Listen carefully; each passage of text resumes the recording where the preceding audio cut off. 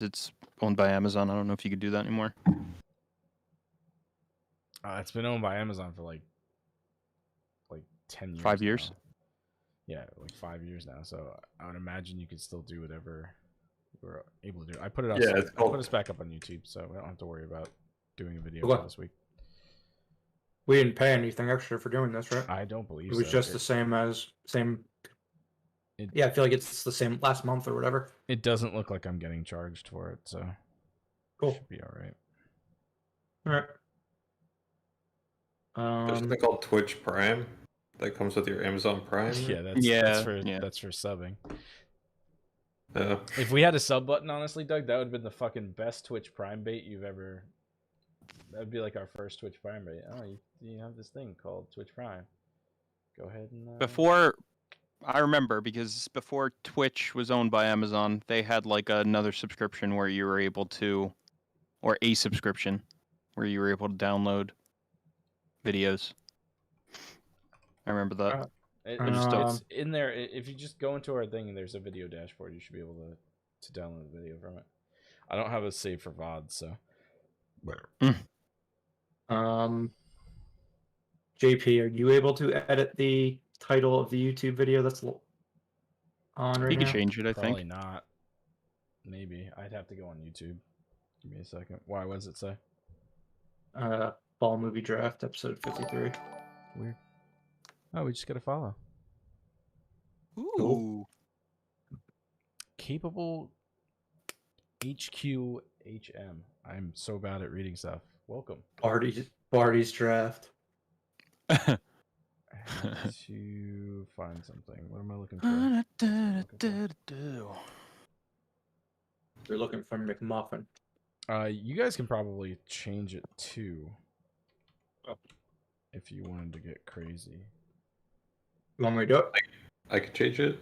I think so. I mean, we all have access to the YouTube. Here, hold on. All right, Doug, you got it? Oh, I got it. I think so. Hold on, I'm switching over to YouTube. Exit.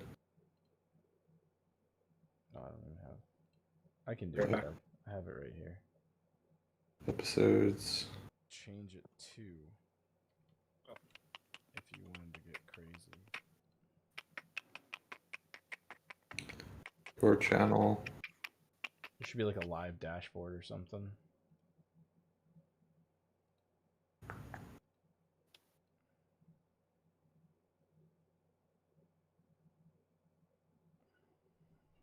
It's weird. Is it screwed up on Twitch too? Oh. Okay, because it's just in the edit in the thing of the video. You could probably edit it after the fact too.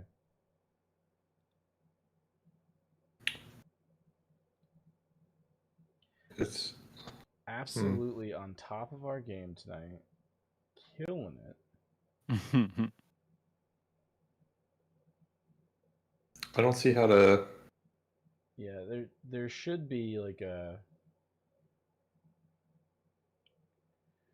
Should be like a live video.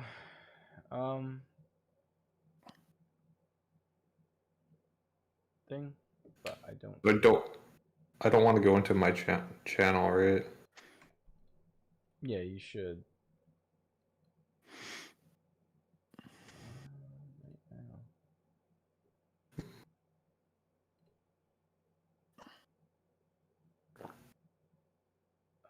It's all fucked up. What happened? I don't know. Everything's all busted. No one watches on YouTube anyway. That's true.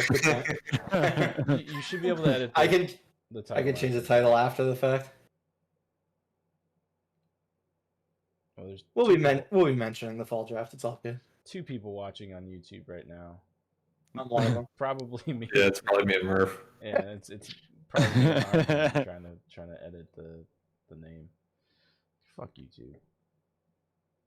All right. Well, let's just do it for our Twitchers then. Oh, I found out how to edit it. What do we want to call this? I just called it movie draft. Oh, movie trivia. Or movie trivia number 2. No more drafts. No more drafts. You have to go into the not the regular YouTube app, like the YouTube Studios or whatever. Oh yeah.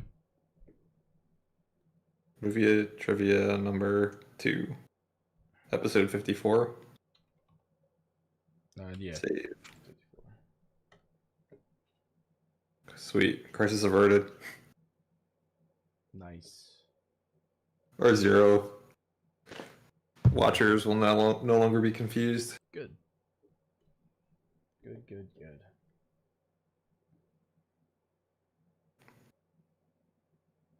Are we live on Twitch? Yeah, we are. Murph's got his new trophy. Just chilling. Don't know if you see Ooh. that, Murph, but you got like a nice little trophy there. Up there it is. Your hardware Ooh. is- That's fancy. Sweet. Here, I'll make it even bigger for you. We gonna do trophies for trivia too? It's too many trophies, man. I don't Did know. you guys take a look at the? like a gold star maybe? Yeah, maybe a gold star. Did you guys take a look at the premiere for No Time to Die? No. The Oh, party. no, everyone can see my stuff. I saw photos and stuff. It's pretty cool. A lot of random Yeah. people were there. Yeah, I mean for the most part it was the cast, but I saw Edgar Wright was there. Mhm. Forget who else I Was saw. it Simon Pegg's +1? Simon Pegg's not in Bond. Oh, right, yeah, other Bond. Exactly. He'd be there.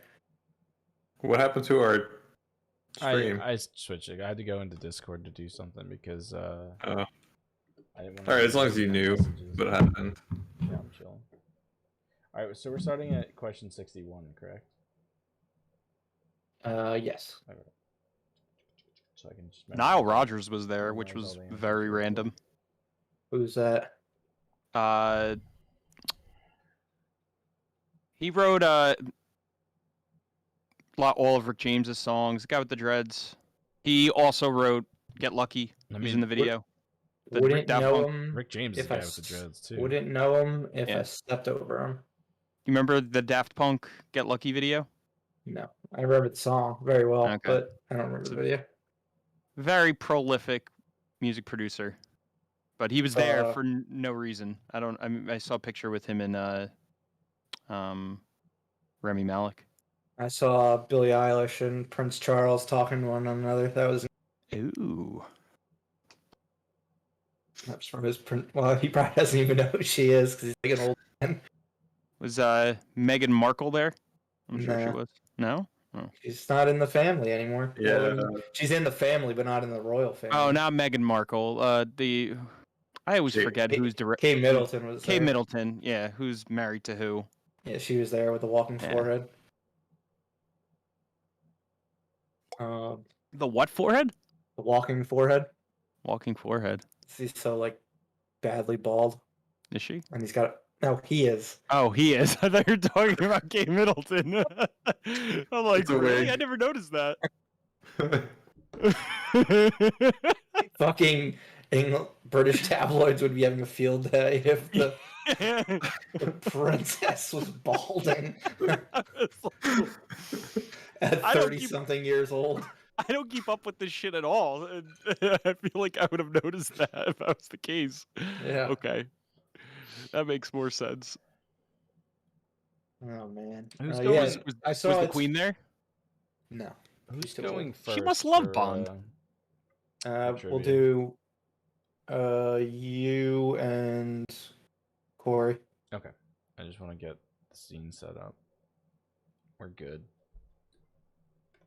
Yeah, I saw apparently No Time to Die, its numbers in Britain, like its pre-sales are like second to Avengers Endgame, so Wow. be interesting to see how it opens there Yeah, it's going crazy. this weekend. Yeah, right. Should be exciting. That's very cool. British people want their No Time to Die. They love their James Bond. Their Jimmy Bond. James Bond. Could be a good sign for JP. Could be. I know. I thought the same thing. When I saw it, I was like, oh shit. And these are US numbers? And I'm like, Britain. Either way, it's going to be very good. As I'm licking my chops with my awesome Adams Family drop, that's gonna happen. Well, Yay. But we'll I talk about that in a sec. Want to just get going? Yeah. I saw Dune's Worldwide was Dune's doing well. Okay. Worldwide. No, it's doing well. Yeah. A lot saw better than that. I would have expected. Do they have HBO Max around the world? I don't think so. Not yet. No. I think it's only in certain territories. Christmas time at all. Yep. All right, welcome to We should bring Oop. HBO Max to the Where? third To world everywhere? countries. Yes. And take it away from us so that our box office can go back to normal. Drop down cell phones with VPNs on them so they can watch HBO Max. For some dumb fucking reason, I should have the 3 of the 4 HBO Max movies this fall. God damn We it. gotta give the people Cry Macho. Pull the Corey. Oh, we're gonna Yeah. talk. Yeah, we gotta talk about Cry Macho. I mean, when you have a foursome of old people going at it on film, you got to talk about it, right? Exactly. Yep. Get the people going. Hell yeah. But I guess without further ado, then, welcome to Live Breathe Film, episode 54. You're here with Corey, Doug, JP, and Murph. Thank you, as always, for joining us. Today, we're going to do our second round of movie trivia. The winner will select the next film in our Live Breathe Film Club. But before we get to that, let's run through some news and our thoughts on Clint Eastwood's Cry Macho and Ted Lasso, Season 2, Episodes 9 and 10. As far as news goes, there are some interesting announcements. Only one sequel, which is odd. Usually we're talking about sequels all the time or big franchises. But we got a couple originals and along with some minor sequels, I guess you could say. First things first is a new film with both George Clooney and Brad Pitt. So they're finally reuniting after the Ocean's trilogy and Burn After Reading. I believe those were the only ones that they've done together so far. But obviously super fun in Oceans. They're actually going to be working with John Watts, director of the Spider-Man trilogy. The movie is going to be a thriller centered around two fixers who wind up getting assigned to the same job. So that sounds like a fun, original idea. Apparently there was a big... everyone was trying to get in on this movie, all the major studios. And I don't even recall who won it, but I believe it's a theatrical with these type of actors. JP, with Brad Pitt involved, and George Clooney, you can check this one out? Yeah, definitely. Burn After Reading was not very good, but I've never seen that one. I don't think they really had any screen time together, except for Yeah, I didn't care for that movie. very, very little. But yeah, that was a shitty movie. But yeah, That was probably the problem. They weren't in it together enough. yeah, I think that movie Or felt at all. like no one filmed scenes with each other. It felt like maybe they had 2 or 3 people at a time to film a scene, and they just pulled names out of a hat. But they definitely have chemistry. I mean, they're very good friends. So it's a good that alone right there is enough to get me to go at least entertain the idea of seeing this movie. Well, I'm looking at it now, and apparently it hasn't been sold yet, but Sony, Lionsgate, Apple, Netflix, Amazon, Annapurna, Universal, MGM, and Warner are all in a bidding war for it. God. Yeah, It's smart. and apparently Clooney and Pitt can make over $20 million each on this. So it'll be interesting to see who ends up winning this war, because it's basically every single studio and streamer. I'm pretty sure I just named outside of. Yeah. That's surprisingly a lot of money for like a streamer to spend on actors. That's 40 million just on 2 actors. I mean, what Yeah, are they? Don't Look Up has to be more money invested in Yeah, they must be putting. I mean, think about what like Netflix pays their comedians, like for any sort of a special. That's true. So like they definitely pay talent, but yeah, I guess you don't really hear too much about big, like film acting deals. But I would think The Rock made a ton for Red Notice, because that's probably why it cost as much as it did. I mean, they Gal paid a Gadot's shit probably ton pulling for in The a ton of Irishman. money too. Which one? Gal Gadot's probably making a lot of money too from like, Yeah, a quote. I mean, probably both of them and Reynolds. I mean, Yeah. all 3 of them are big names. So. Yeah, I mean, I just with like comedians, it's like the one guy or gal, and then there's not really like a lot of that you're spending versus like a big budget movie. You've got like the actors, then you got like CGI, and like you got a whole budget that you got to deal with. So Yeah, it's surprising. I don't know how they make the money back, but they're certainly spending it. Yeah. And speaking of streamers, well, last week we talked about Eddie Murphy and how he is no longer, and how that's being made. We were wondering, outside of Beverly Hills Cop 4 and returning to stand up, but he's actually doing a new movie with Jonah Hill and Julia Louis-Dreyfus. It's a Netflix movie. It's from the creator of Blackish. He's, I believe, writing and directing it.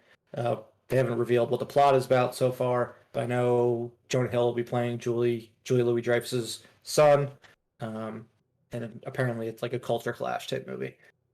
But if that's a rated R one, that could be a fun one with Jonah Hill and Eddie Murphy, I would think.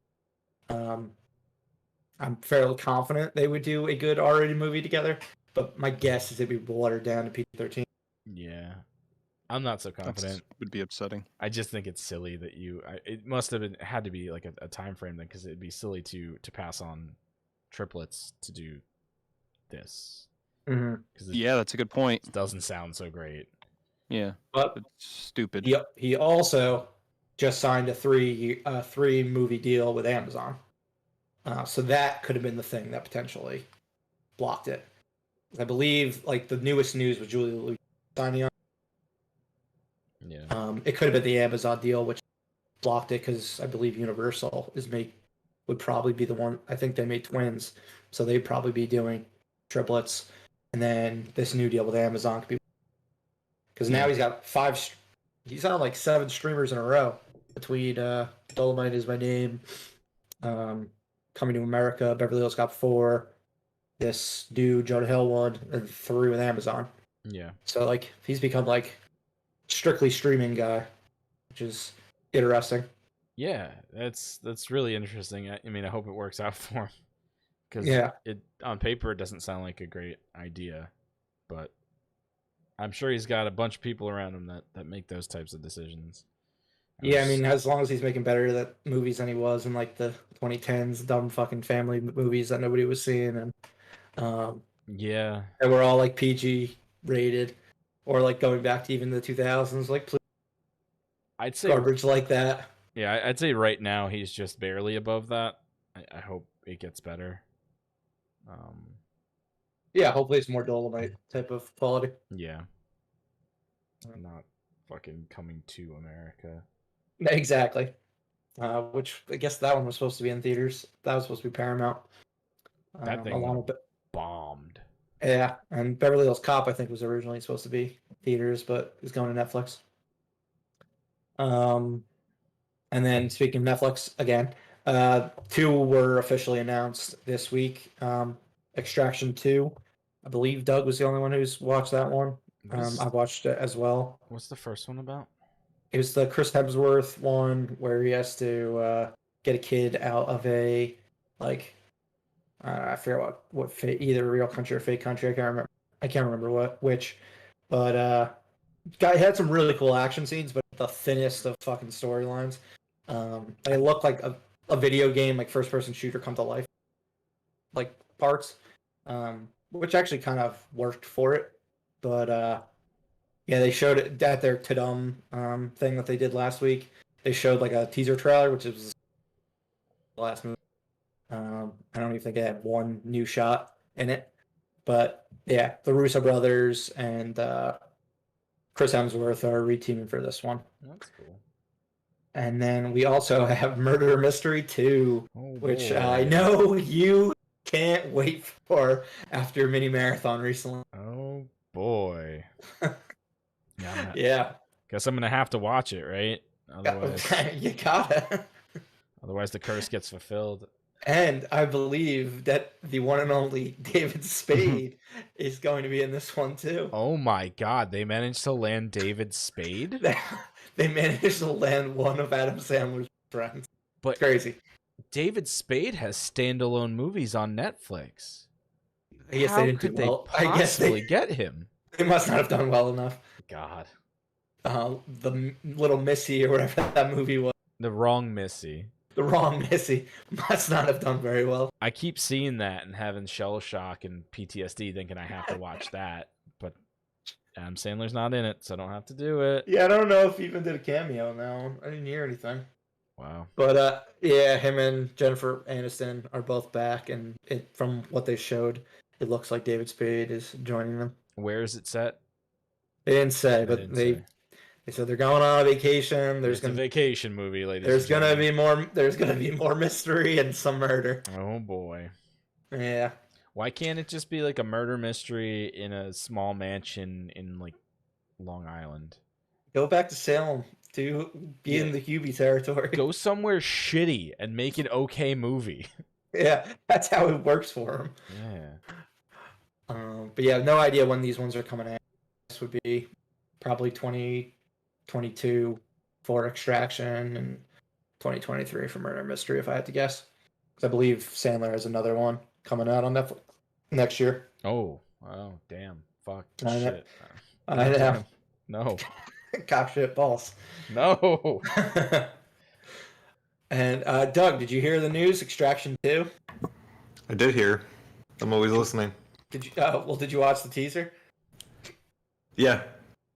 It basically shows at the end when he's in the water, and it's like some line about you like drown if you like don't swim out, or I don't know, like, and then his eyes open.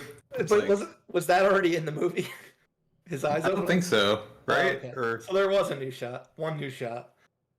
Yeah, of his eyes opening, which was like, all right, fine. I know Julia will be happy. I like how they talk about his character by like his last name, like Rake is back. Like he's like this iconic character already. He remembers his name was Rake. Was the first one good? The action was good. Okay. The action, yeah. Same thing I said. Yeah, the action was good, but the story was kind of trash. But yeah, the action was good enough that it was worthwhile watching, I would say. Like, I'm intrigued by Extraction 2. I'll probably watch it. Yeah, no, I'll watch it just because, like, we both agreed on the action was pretty fucking cool in the first one. Chris Hemsworth is irrelevant. Maybe they'll make him funny this time. It'll be like a Ragnarok. Yeah, Taika punch up the script. That would be pretty funny. Rake's cracking jokes. You just hear all of a sudden you hear Immigrant Song. That'd be great. It worked one time. All right, let's go to the box office then. A couple more notes about the summer, and then we're done with summer. We'll be on to fall forever, or until the end of the year. So Shang-Chi is now officially the biggest of 2021. It's only a few million away from 200 million and about 10 million away from Bad Boys for Life as the biggest film in the U.S. Over 2021 and 2020. So that'll likely happen over the next week. So it's good to see something actually cross 200 million for the first time in a long time. Yeah. Other than that, Candyman did leapfrog the Suicide Squad past the Boss Baby this coming weekend. So it's going to end up as the 10th biggest film of the summer. We weren't necessarily sure if that would happen when we talked about the 12 biggest last week, but that's official at this point, or going to be official this weekend. Free Guy is going to surpass Jungle Cruise to be the 5th biggest movie of the summer this coming week, $1 away. So our top 12 of the summer is officially finalized. It was the 12 movies we talked about this summer, or last week, or 2 weeks ago in our last episode, but with some minor alterations in rankings. But yeah, let's get on to the fall now. Similar to Malignant, both Cry Macho and Dear Evan Hansen, they both bombed. So good thing we waited to start until October for our draft, because if we drafted those three, it would not be looking good. Cry Macho didn't even do that well on HBO Max. So it had a big drop from The Mule. That did on, I believe The Mule did close to like 18 million its opening weekend. This one was more like 6 million. So pretty big drop. I think the problem was the lack of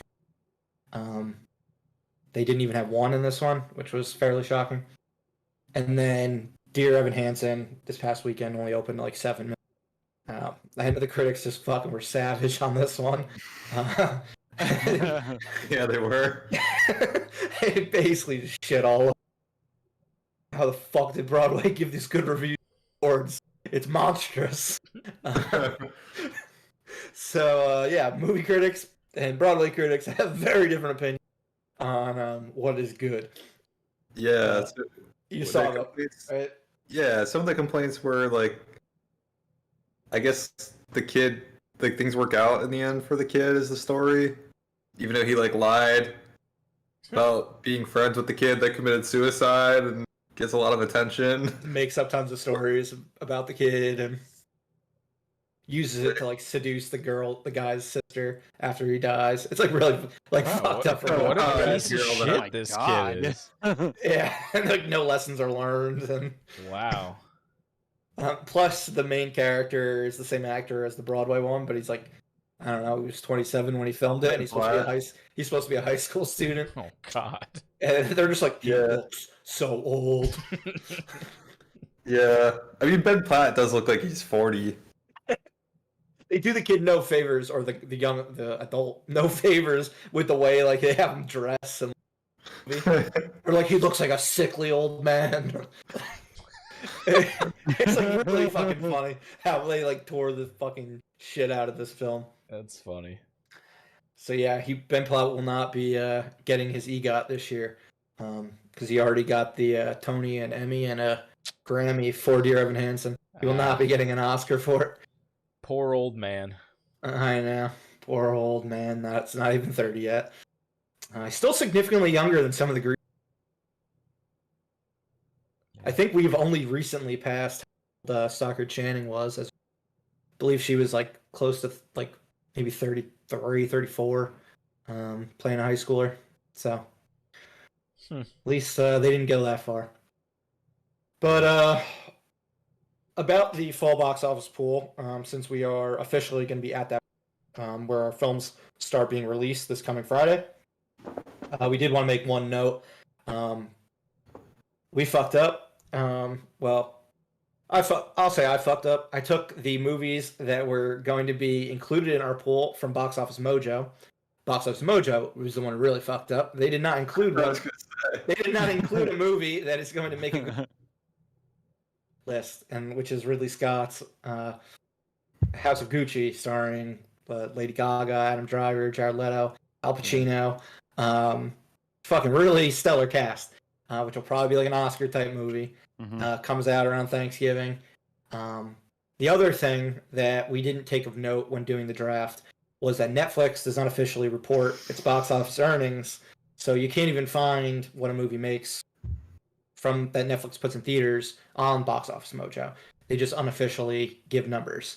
So if you guys watched our last episode, or JP with the number 10 pick took Don't Look Up, the Leo, Jennifer Lawrence, Meryl Streep, Jonah Hill, everyone in the fucking universe, and McKay comedy that'll be out from Netflix in theaters on December 10th. We have no idea if it's going to be reported like The Irishman and every one of their other movies. But what we do know is that their highest grossing unreported movie only made 600-something thousand on its opening weekend. That's Army of the Dead. So in good conscience, I was like, we cannot let fucking JP's third pick in the draft, or third pick in the draft, I think it was, be a movie that we might not have any official grosses for. And if we do, it's probably going to, or if we have unofficial ones, they're going to be significantly low. But since we didn't know about House of Gucci, we're swapping that in for him. If for whatever reason Don't Look Up makes $100 million and it's reported, he can have Don't Look Up, and House of Gucci just won't get counted for. So that's how we're going to play it. I thought this was the fairest way to do things. Everyone else agreed. So we have an updated pick in it, and it's House of Gucci. Number 10 for JP. My shitty drafting skills have paid off. You got your double feature of Ridley Scott Adam films. Oh, yeah. I'm Ridley Scott guy now. Yeah, and Adam Driver. He's in both those ones. Great. So when the Alien both comes to fucking House of Gucci, And The Last Duel, which, like we talked about this weekend, is clearly set in the future because it's the last duel. It's the last duel. There can't be any duels after this. We know there have been duels after this, and the fucking alien's gonna pop out of his stomach at the end of it. Exactly, and it might pop out of his stomach and Hasaguchi too. They're dueling for the architects. Sequel. Those white guys are just gonna be sitting there like this, watching them the whole time. Exactly. And then the black goo. Yep. What we've all been waiting for. The black goo to return. What was Fassbender's character? David. It's actually David. David's in the movie. Piece of pulling all the shit, strings. David. Yeah, I guess he's fallen off Fassbender and he's all about Driver now. Yeah. And then one other movie that we didn't draft because it wasn't supposed to be coming out. It originally was, and then it got delayed. Yeah, it got delayed to an undisclosed date. Is Clifford the Big Red Dog? Oh. He's officially back this fall, coming out in November. If you want Clifford the Red Dog instead of Hasaguchi, that's true. I'll let you have it. Could have that. He's pretty big and red. That's probably gonna draw. No, I think I'm gonna pass on Clifford. Unfortunately, that one. Watch Clifford makes like an obscene amount of money. It's probably gonna make an obscene amount of money. That one is opening simultaneously on Paramount Plus, the service that no one has. Yeah, so they have to go see it in theaters. But it's gonna be day and date this November. I doubt it does too much, but probably will be in the top 24 if I had to guess. But pretty low in it. Nobody has Clifford. So we'll see where that ends up later this year. Things kick off this week. Corey has 2 picks. He's starting off fucking with 2 potential heavy hitters, similar to how I did on their first week. He's got Venom 2, Let There Be Carnage, and The Adam, which is also going to be on PVOD for rental. And then I have 1 pick this week, The Many Saints of Newark, which is also on HBO Max. If you got HBO Max, from what I saw from projections, like Venom's looking at 40 million, Adam's Family in the teens, and Many Saints only in the single digits. So looks like I woofed. I didn't woof it. I whiffed my first pick. I fucking should have. Yeah. If everyone watched The Sopranos on HBO, why did I think they would go? Yeah, that's a dangerous one. Your audience is basically people with HBO from New Jersey. Yeah, exactly. I'm already pissed I didn't take The French Dispatch and took like these HBO dramas. But what are you gonna do? Just live and learn. Exactly. Moving on to release dates, though, unless anyone else has anything. Ooh, where'd JP go? I've never seen that before. No, I closed my stupid program, and as soon as I did it, I went, "Oh, that's gonna be a problem." Did anyone else have anything that they wanted to note about fall box office before we move on? I know we talked about No Time to Die earlier. Yeah. Don't go see Venom in movie theaters. Watch Many Saints of Newark on HBO Max, and whatever the fuck Adam's Family's on, just download it on that. There you go. Just download it. just download it. I don't even care if you pay for it. Just stand outside the theater and ask the 4 people that went in to go see it how it was when they get out. Well, it'll be interesting to see. I guess his Venom is being lowballed, but we'll see what happens. Meaning it's going to make a lot more. Yeah, I'm sure they're all probably going to make a lot more. I'm sure all these projections are incredibly conservative. Yeah. Yeah, no, you have a point there. I don't think people are really projecting the world out of anything right now, which is good because then at the end of the weekend, everything success. Optimism also doesn't sell, so or at least not right now. Fair enough. But moving on to the release date front, we got 2 TV shows and 2 movies. We got what is it called? Is it called Boba? It's just called The Book of Boba Fett, right? Book of Boba Fett. Yeah, The Book of Boba Fett. It is going to be premiering on December 29th. From my understanding, Hawkeye's season or series finale is going to be the same day. So huge day for Disney Plus. Close out the year. Wow. We don't know how many episodes Boba Fett's going to be yet, but I would assume it'll be probably something similar to Mando, which was what? What was 9? Mando? 8? 9? I don't even know. Yeah, it was 8 or 9, I think. I think it was Yeah, 8 or that's 10. right. 8 or 10. 8 episodes. 8 episodes. Season 2. So yeah, we got that. We got a new poster for it today. I don't know if you guys saw. Yeah. Boba chilling on his throne. Yeah, it looks nice. Yeah, so we'll probably get a trailer for that in the next month, I would say. Oh, I didn't even think of that. Based on how we got Yeah. Hawkeye this past month. And then we also got a trailer for Cobra Kai, season 4, which is premiering on New Year's Eve on Netflix. So if you guys remember, we started the year with Cobra Kai season 3 on New Year's Day. Now we are ending the year with Cobra Kai season 4 on New Year's Eve. Amazing. So nice bookend for 2021, a Cobra Kai year. We got a trailer for that? We did, sir. We got a trailer for that. I didn't know that. Thanks for the text message. Came out in the dumb thing, and we definitely texted you. Corey did. Corey texted the whole group, and when did it drop? Today? Over the weekend, Saturday. I don't read my phone. Oh, so Saturday, right? Yeah. Well, JP, you said you weren't going to watch it. You want to go in.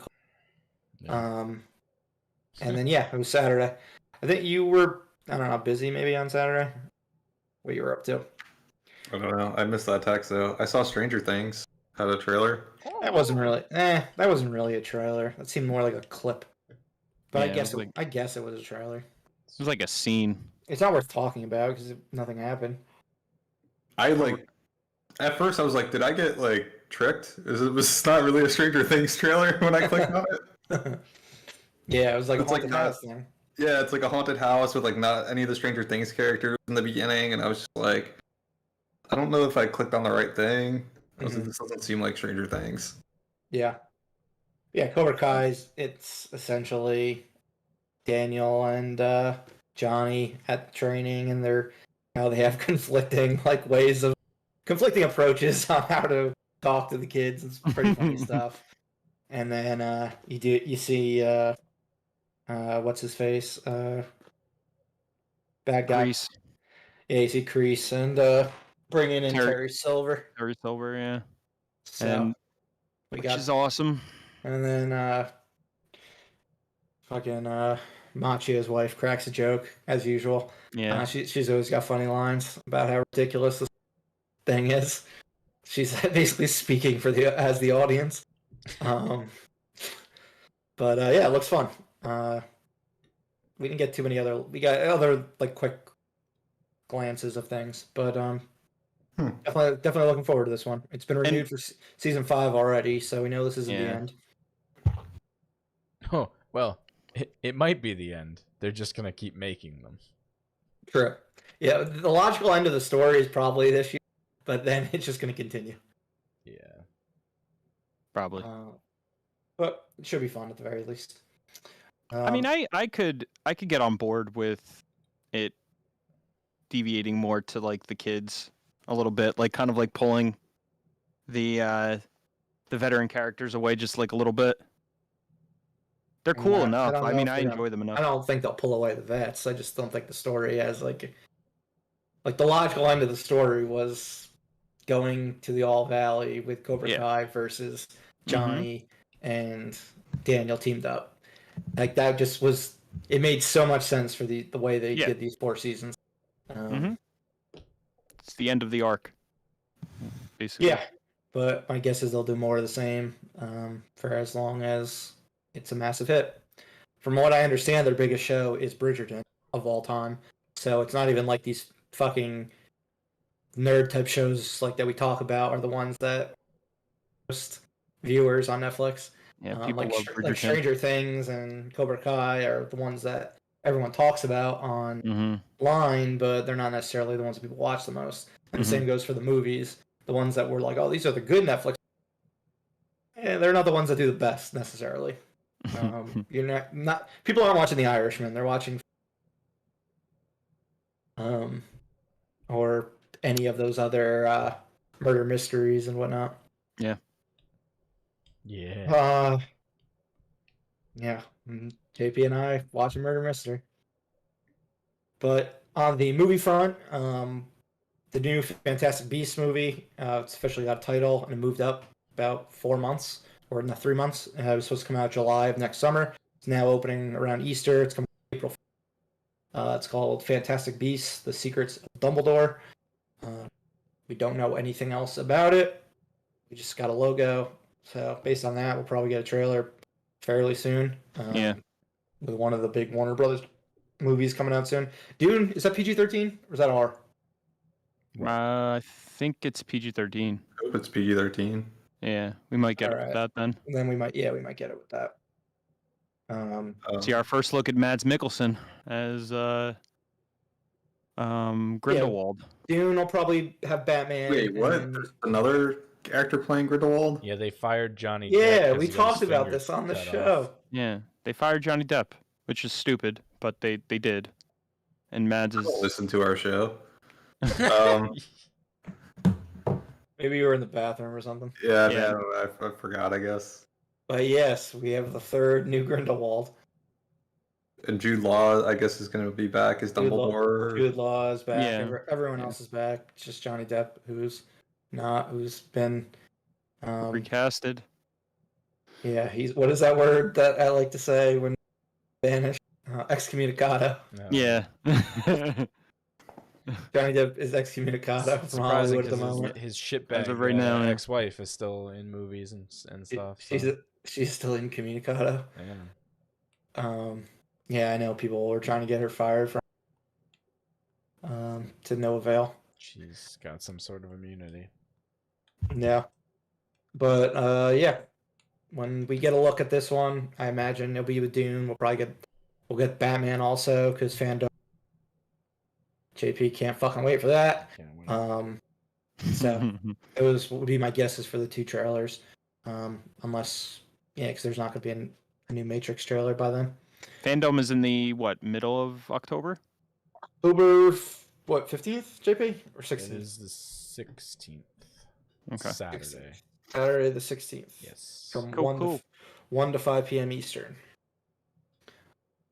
Yeah, and then the weirdest movie that we have to talk about is Mario. The animated adaptation of Super Mario Bros. Opening next December 2022 from Illumination, the studio that's Despicable Me, those type of movies. So an all CG movie with the strangest cast assembled. I mean, it makes the live action look the cast look fucking normal. Yep. Who do we got? We got Chris Pratt as Mario. Charlie Day as Luigi. Anya Taylor-Joy as Peach. Sebastian Maniscalco is Spike. Seth Rogen is Donkey Kong. Jack Black is Bowser. And then Fred Armisen is Cranky Kong. Key is Toad. Yes, Key is Toad. That is a weird cast. I was reading that the creator Mario, Shigeru Miyamoto, he was like the main person who picked the cast, who wanted like these people. And I'm just like, what kind of drugs is... I mean, he's definitely on a lot of drugs, but what kind of drugs is this man on thinking that this is like a solid cast for an animated film of Mario? The only one I think we said, Anya Taylor-Joy is the only one that I could see. The other ones I'm just... totally see her as Peach. Yeah. The others I'm like, what the fuck is this? She can do... Because I could see her doing the voice easily. Yeah. Because Peach is just like a person. She's fucking Peach. Like, she's just Peach. a fucking woman. Doesn't really say anything. Yeah. But like, you could have put fucking anyone in the Peach role that's a woman, and it would have been like, okay, fine. Charlie Day is Luigi. Like he's just horrible. gonna be he's just gonna be Charlie in front of Always Sunny. That's all he's gonna do. And then Chris Pratt is terrible. He's just gonna be like a stupid Lego movie the whole time. He's just gonna be Mario as like. We just got him. What are we just gonna get Star-Lord as Mario? We're gonna have the brick dude from Lego Movie. Yeah, it's just gonna be that fucking guy the whole time. I'm guessing he's not gonna do the like. I want stereotypical Italian. Yeah, yeah. Is he gonna do the? Oh, yeah. It's me, Chris Pratt. No, that's more Toad. I never pictured Donkey Kong as like a stoner type guy, like No, Seth 'cause he's Rogen. not. It just Yeah. he's Exactly. throwing barrels, going. That's exactly what it's gonna be. I can't picture Fred Armisen either. Maybe he's one of the best just because there's like picks. I think he's the only one that makes any sense because Key'll just sound like he can Toad do the whatever whole he time, needs. Yeah. Yeah, he can do whatever he needs to do. And like maybe Sebastian Maniscalco could probably do Spike because Who the I don't fuck know. is Spike? Yeah, I don't know who Spike is. He's one of like Bowser's like Oh, I know who you're talking fucking about. guys. Yeah, one of his cronies. Yeah. He was I- in the movie. he He has was a in the towel. first movie, and it was that guy from. It was the garage, parking garage guy from Ferris Bueller's Day Off. So that's why I'm like, yeah, he could probably do him if that guy. Huh.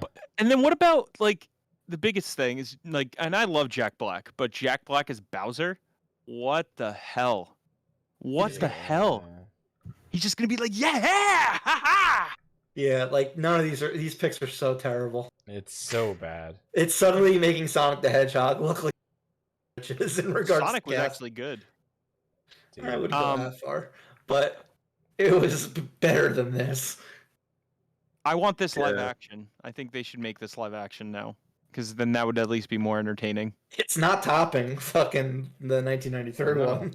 I No, mean, Dennis unfortunately. Hopper as Bowser is a better fucking casting than any other song. Bob Hoskins is still 1,000 times better. Oh yeah. He Yeah, was a great Mario. Apparently, he kind of looked like Mario. it was the thing he regrets most in his life. It really should be too. That movie's so fucking bad. I think I do remember reading something where he talked about like how much of a disaster filming that movie was. Oh, okay. Yeah, I saw an old interview he did where it was like 3 questions in a row where it was like where the answer was supposed to be something you truly hated, and all 3 of them in a row.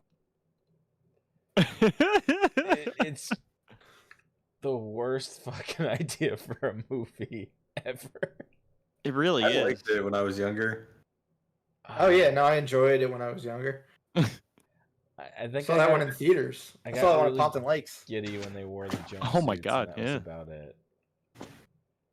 Oh. But yeah, One Word Mario, aka Joker, and Cruella and everything, comes out in December 2022. Oh boy. Can't wait. Yeah, but we can talk about some trailers for movies that are actually coming out soon. All coming out this year. Finch, the Tom Hanks one, comes out TV Plus November 5th, I believe. Doug, you just watched this trailer. You want to give us your? Yeah, I thought it looked horrible. Yeah, Looks like the apocalypse came and Tom Hanks is hanging out by himself and built a robot that talks like he's from Kazakhstan or whatever. I thought it was Sacha Baron Cohen at first because it had like that kind of accent. I don't know. Maybe it'll be explained why he talks like that. Maybe he was built off of, or like the only TV show or movie he watched was Borat, and so that's why he talks that way. And maybe he's a robot from Kazakhstan. maybe it takes place after Borat too, because Tom Hanks was. It's after everyone dies from COVID, and Tom Hanks. Well, His not animal everyone's friend. dead. That's true. He made that very clear that there are others. no, true. And they're hiding. That's true. and I take got- his dog to eat it or something. Yeah, I had gotten Castaway vibes in the beginning, and then it looks like you said, JP, it like switches halfway through or partway through where they go to somewhere that's actually populated and there's people around, and then it turns into, I guess, Last of Us or one of those zombie post-apocalyptic movies where people are fucking horrible and try to kill everybody. I guess all he wants to do is get to the mountains because it'll be safe there. It's just so goddamn generic. Like, if we get to X, it will be safe, and then they're gonna find out that they're not safe in X, but it was the friends they made along the way. Yeah, the robot will probably die trying to like saving Tom Hanks or something. Yeah, I thought the robot's voice, like you said, I didn't get like super Borat vibes. I thought it was pitifully acted, though. It sounded really bad. Do we know who it was? It's Caleb Landry Jones. I'm assuming Jeff is the robot. He was in. My name's Jeff. He was Banshee in.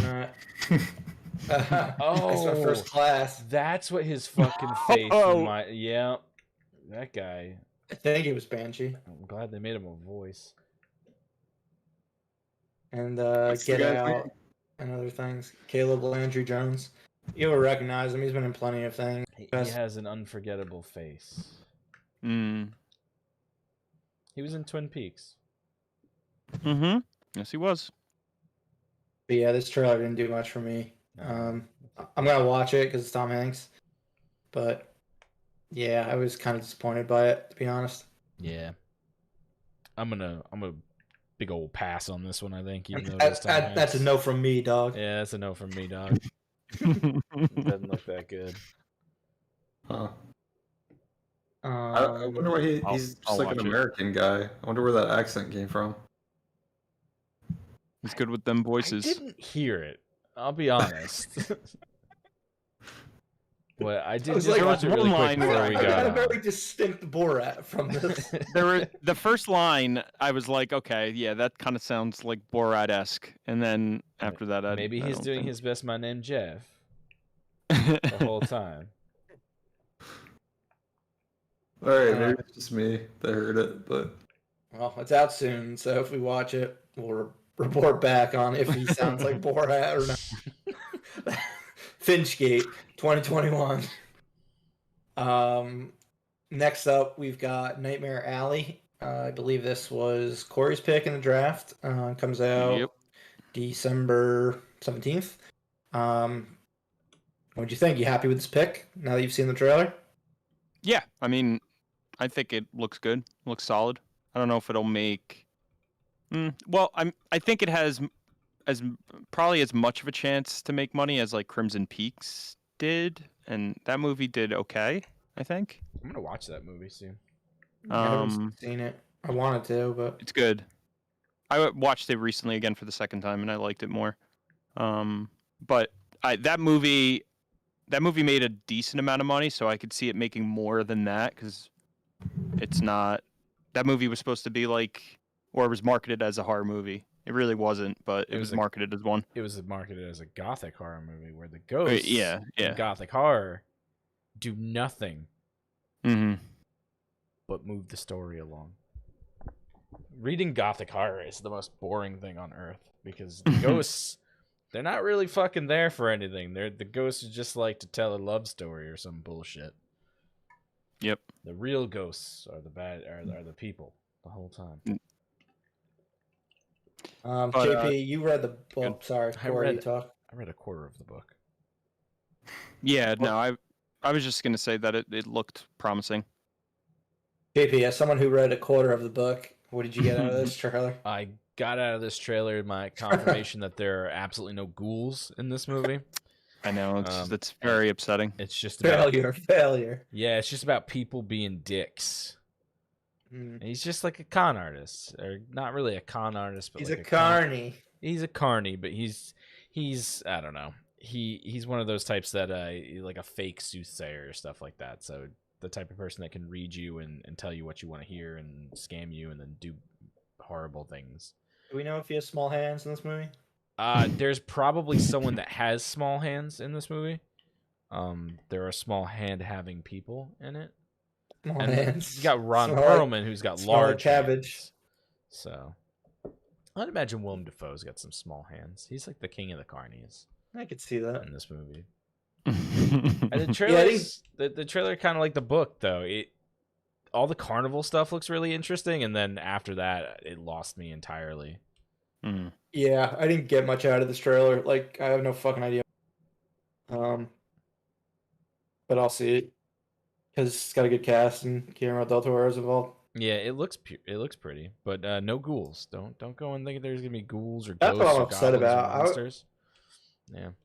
Well, this month AMC is doing an interesting thing on, I believe, Wednesdays and Fridays, where they show a mystery movie. Ooh. So you can pay to see a mystery spooky movie a month of October on Wednesdays or Fridays. Ooh. And it can be a classic film or it can be a new release.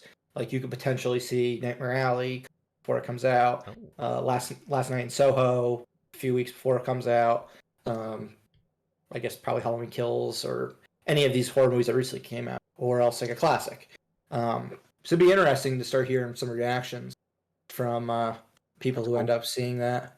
I might check that out. Yeah. I don't know how I feel about mystery movies. I don't know what I'm like watching. If it was cheap and I could just walk out if it's not the movie I wanted. Well, I mean, just walk into another movie. If you have stubs, then it's not. It's a wash, really. I don't have stubs, but I would do it and just like keep trying to get like Last Night in Soho early or like Nightmare Alley at the movies. Doug's screaming at the fucking ticket taker. Tell me which one is Last Night in Soho. I don't want Psycho again. But yeah, to Murph's point, you could just leave the theater and just go and see something. Oh, I don't believe we condone movie unlawful viewing of movies at movie theaters here. I go to the theaters too, where you like pick your seat ahead of time. And... Oh yeah, that's true. Where people aren't going to show up. Yeah, that kind of sucks then too, since it's a shitty movie. Well, you could be like one of those people in the 50s, Doug. You could bring a newspaper to the movie, and if it's the one you don't want to watch, you just put the newspaper up and read it. You don't like the idea of the thrill of going to see a movie and not knowing what it is? No, it's kind of like I wouldn't go to a restaurant and be like, "Give me the mystery meal."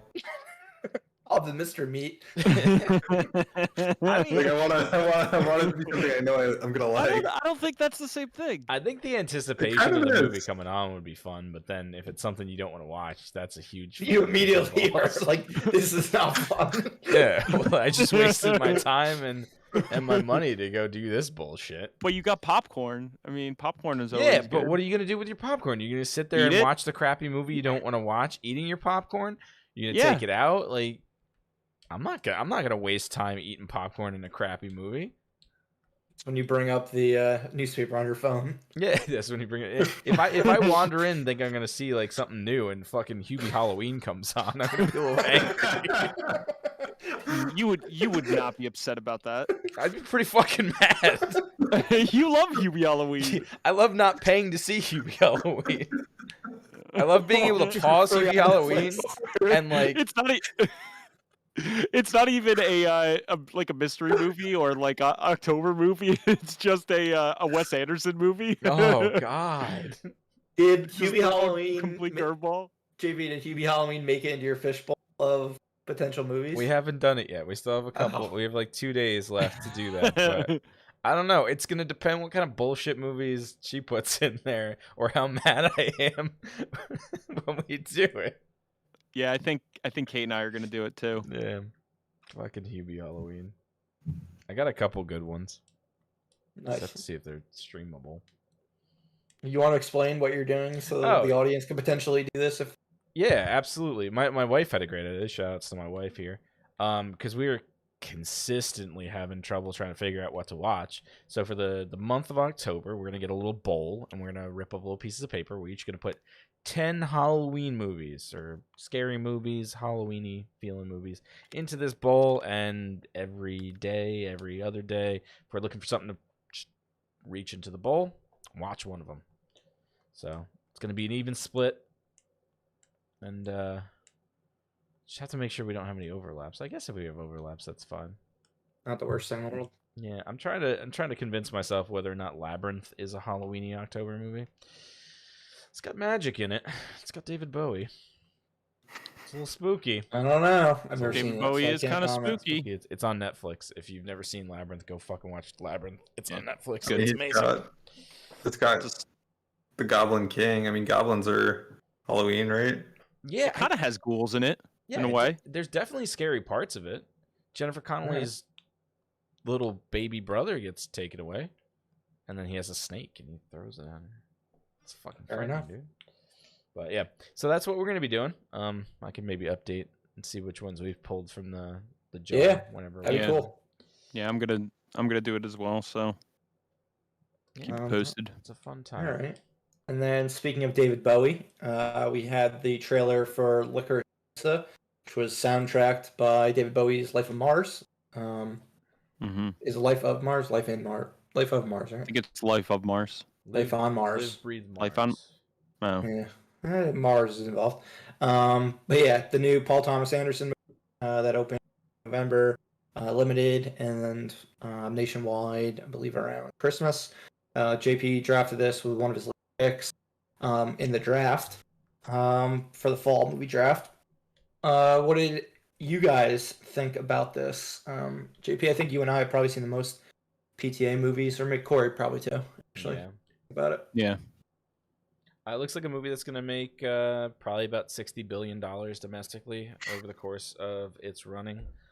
I truly believe in it. I think it's going to be the greatest movie ever created. Everyone should go see it. It's going to be huge. It looks weird. It looks weird. I think that's the only word I used to describe it when we were talking, is just weird. It's weird.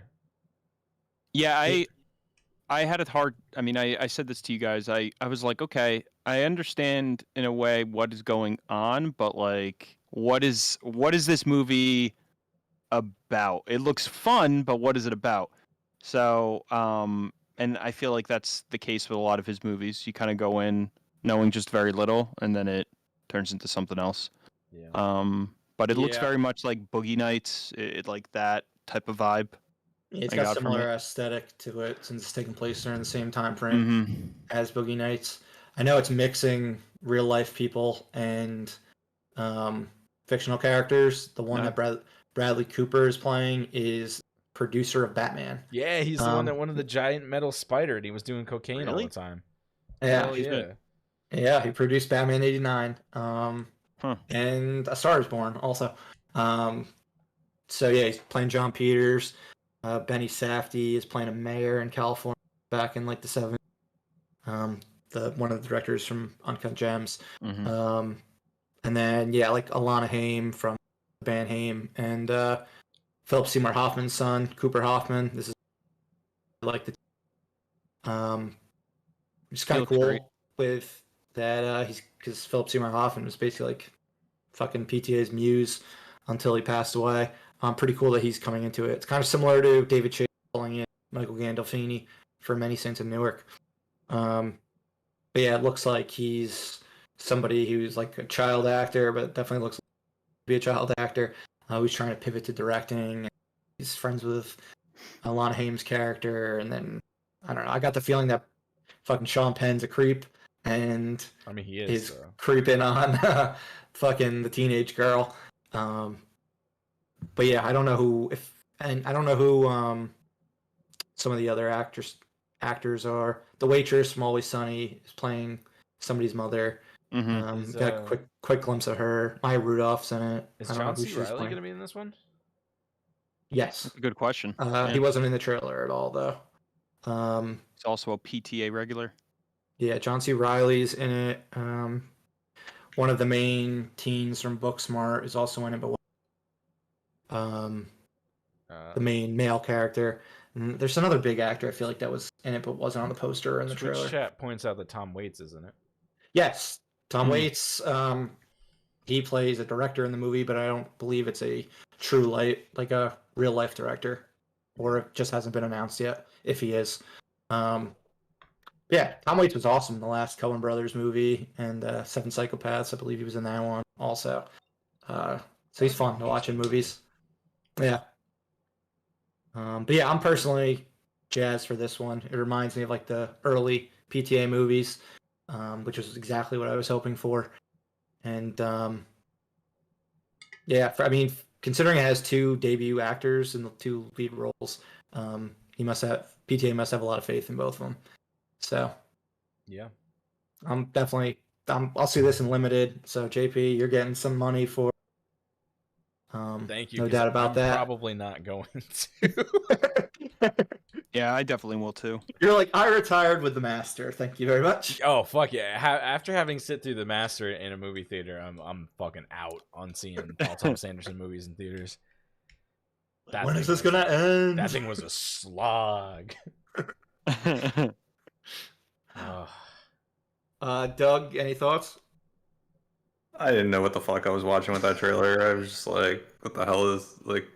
Couldn't follow like any of the like what you got out of it is like astounding to me because I was just like, I see all these characters. I watched it a few times. Okay, I saw all only these watched it once. characters. They like I couldn't like place like if we were like if we were moving forward in time, but like I don't know. I was like lost. Like this isn't for me. But Fair enough. I don't know. I mean, maybe His movies maybe aren't for everyone, for sure. yeah, Why it could be the trailer, and I could love this movie, but hopefully it's Yeah. easier to the actual movie's easier to follow. Yeah, he kind of like cuts his trailers like they're like mini movies, not so much like a traditional trailer, which is like an interesting approach. Like he's very involved in the marketing. Yeah. The one comment I kept seeing over and over and over about this trailer was that they feel like they've seen a scene from every part of the movie and have no fucking idea what the movie's about. Yeah. It's actually a pretty amazing feat. You can cut a trailer like that and still not convey the idea of what your movie is really about. Yeah, it was really more about conveying the mood. Yeah, I guess. Than anything else. I feel like that's what people say that when they fuck up trying to convey the story in a trailer. It's like, you get the mood. You understand what I'm talking about, right? Yeah, exactly. I get it from a creative standpoint where you just like you have so much that you want to show, and then like when I don't know, you can either focus on the mood or focus on what it's about. You also don't want to spoil your movie. Like, yeah, that's one thing as well. That's- PTA's like Nolan. Like he wants people to like watch his shit in a movie theater, like get the traditional experience and not give away all the secrets, I guess. Yeah. But Nolan trailers are usually like really good. Nolan trailers also usually only show like they don't show like anything from Nolan movies. Also have a lot of heavy lifting to do because if you don't explain what the fuck Tenet is about like at all, then I still don't know what Tenet's about. No one knows what Tenet's about. I mean, Christopher Nolan doesn't even know what Tenet's about. I don't envy that guy at all trying to explain what. He has no idea what Inception is about. He doesn't know what any of his fucking movies are about because they're just a loose concept that he just rolls with and makes a fucking 2.5-hour movie. And he goes, I'm done with it now. Yeah. And everyone that's trying to figure out what it's like, he's just, I'm fucking done with that now. Dreams? No. Now it's about like inversion. What is inversion? I don't know. I'm buying an airplane. I'm going to fucking run into it. I'm going to run it into I just want to break shit. Bwom, bwom, bwom. Give me your money. I'm on to the next one. Now it's nuclear weapons. All he wants is carnage. He just wants to break shit. He does. Wonder what he's going to blow up in this movie. Probably Japan. Twice. Because that's true. It's about the fucking nuclear bomb. Yeah, you got a very good point there. He's atom bombing the shit. He's legitimately going to come into like some like post-Soviet era nuke and use it in his weapon, use it in his movie. He's like gonna be bombing fucking Indiana Jones while he's in a fridge. But also, I don't think that's time specific, but for real now. Yeah. One other call that I had about the trailer for Licorice Pizza was the music. The music really got me. I was like really impressed. I liked it a lot. Yeah. And I assume that's gonna be a lot of the type of music that's gonna be in the movie itself. So that'll probably be a really strong part. It seems like it's gonna be like a character in itself, like the music. For sure. And yes, we are excited about Nolan's Oppenheimer.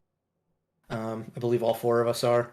Yeah. We love Nolan to varying degrees. I think this is a topic that all four of us can get behind. Yeah, definitely. So, yeah, no, thank you for asking that question. Yeah, and Maya Rudolph is in the movie since she's PTA's wife, I believe. Oh. Yeah. So, all right, Licorice Pizza. At the very least, I will talk about it later this year when I see it. If anyone wants to go out and actually eat a licorice pizza and take a picture of that and tag us in it, that'd be cool. Sounds Go for it. disgusting. I don't. Yeah, it sounds fucking absolutely horrible. I don't know why. I'm I just actually thought about intrigued that. by the licorice. I wonder what is pizza. a licorice pizza supposed to be? Like, what is it? You know? A pizza with licorice. I'm on it, picturing probably? a slice of pizza. No, with I mean- Twizzlers on it, right? That's Yeah, what but licorice like pizza black, is? but like black licorice. No, it's got to be the red. It's a red. Nah, Twizzler. no. It's got to be a meaning for something, at least in PTA's mind. So I wonder what that is. We have Maybe it's not. We have our answer in Twitch chat, ladies and gentlemen. Licorice pizza Mm. refers to a vinyl record. Oh, No shit. Hmm. Okay. well, I was way off. All right. Okay. What was the working title of this movie again? Soggy bottom. Okay, so that has no correlation to Honestly, like licorice watching pizza. the trailer, soggy bottom Vinyl record. kind of can feel soggy bottom too. Yeah. All right. Licorice. Well, all right. it brings up. I mean, you just talked about the music. Well, then Yeah. All right. if it's That makes a lot more sense. Whoever Yeah. said that. Thank you very much. all right. Shout out to DS Brooks. Yeah. Yeah. Thank you, sir. All right. Well, let's get on to what we watched over the past week, and then we'll get into the movie trivia. Cry Macho. That is our movie of the week to talk about. Clint Eastwood's latest in theaters and on HBO Max. Corey, did you watch it yet, or was it just? I did not. Oh, you missed out. You missed Like- out on Clint Eastwood thinking he's at least 20 years younger than he really is. He thinks he's based like on the 40 or plot 50 years younger. Based on the plot of this film. Does he Does he hang get away dong with in it? this movie? Doesn't know. I mean, he has like fucking gorgeous women like trying to sleep with him that he turns down. Who are That is so ridiculous. at least half his age. And then another one who's Dude, probably that's still about old half his age. too. Yeah. Half One his that's age, about half probably his 80. age that he kind of like gets with throughout the movie. They So don't. it's He not doesn't. believable. They don't show them like very sexual, but they like dance and shit like that. And she definitely has a fucking crush on 91-year-old Clint Eastwood. But yeah, like not to be ageist or anything, but like he was originally considered making this movie in like the 90s. Oh god. And at that point, he said he was too young. So now, fucking 30 years later, like after he does, He wasn't too young for it. That would have been the right age. he's just wild. Like he did Unforgiven in the early 90s. That was supposed to be a swan song. And 30 years later, he's still making like these Western type movies. Like it, obviously this one isn't set in like the traditional West. It was in the 70s, but it's wild. Like between this and The Mule, where he's a drug runner going down to Mexico, and The Mule was like, I thought, I mean, outside of like the foursomes, the two foursomes, or two threesomes, get it right. two threesomes, you're right. I like the mule. I thought The Mule was fun. it was more believable to me that he would like, because all he had to do was drive, right? I mean, that was like his main thing was he was just driving, Yeah, which he I didn't guess do any action or a anything. 91-year-old driving is. yeah, the but, like, he 91-year-old drives driver in this- shouldn't be driving. He drives in this, but he does like all this other stuff that just like took me out of the movie where I was just like, Well, in this one, the movie starts with like his former boss firing him, or his current boss firing him, telling him how he's like a washed up, absolute mess of a human being, and all these other things. And then I guess 6 months later, he goes to like it's a really important job. You need to travel down to Mexico and like retrieve my teenage son. So he's like a horribly washed up person who you don't trust like at all to even work at the rodeo, and now you want him to rescue your son from some sort of. Is she supposed to be like in the cartel or something? Like what I don't exactly know what she is the was. mom? She's something I don't know. shady. She's It something didn't, shady. like- She's got goons everywhere.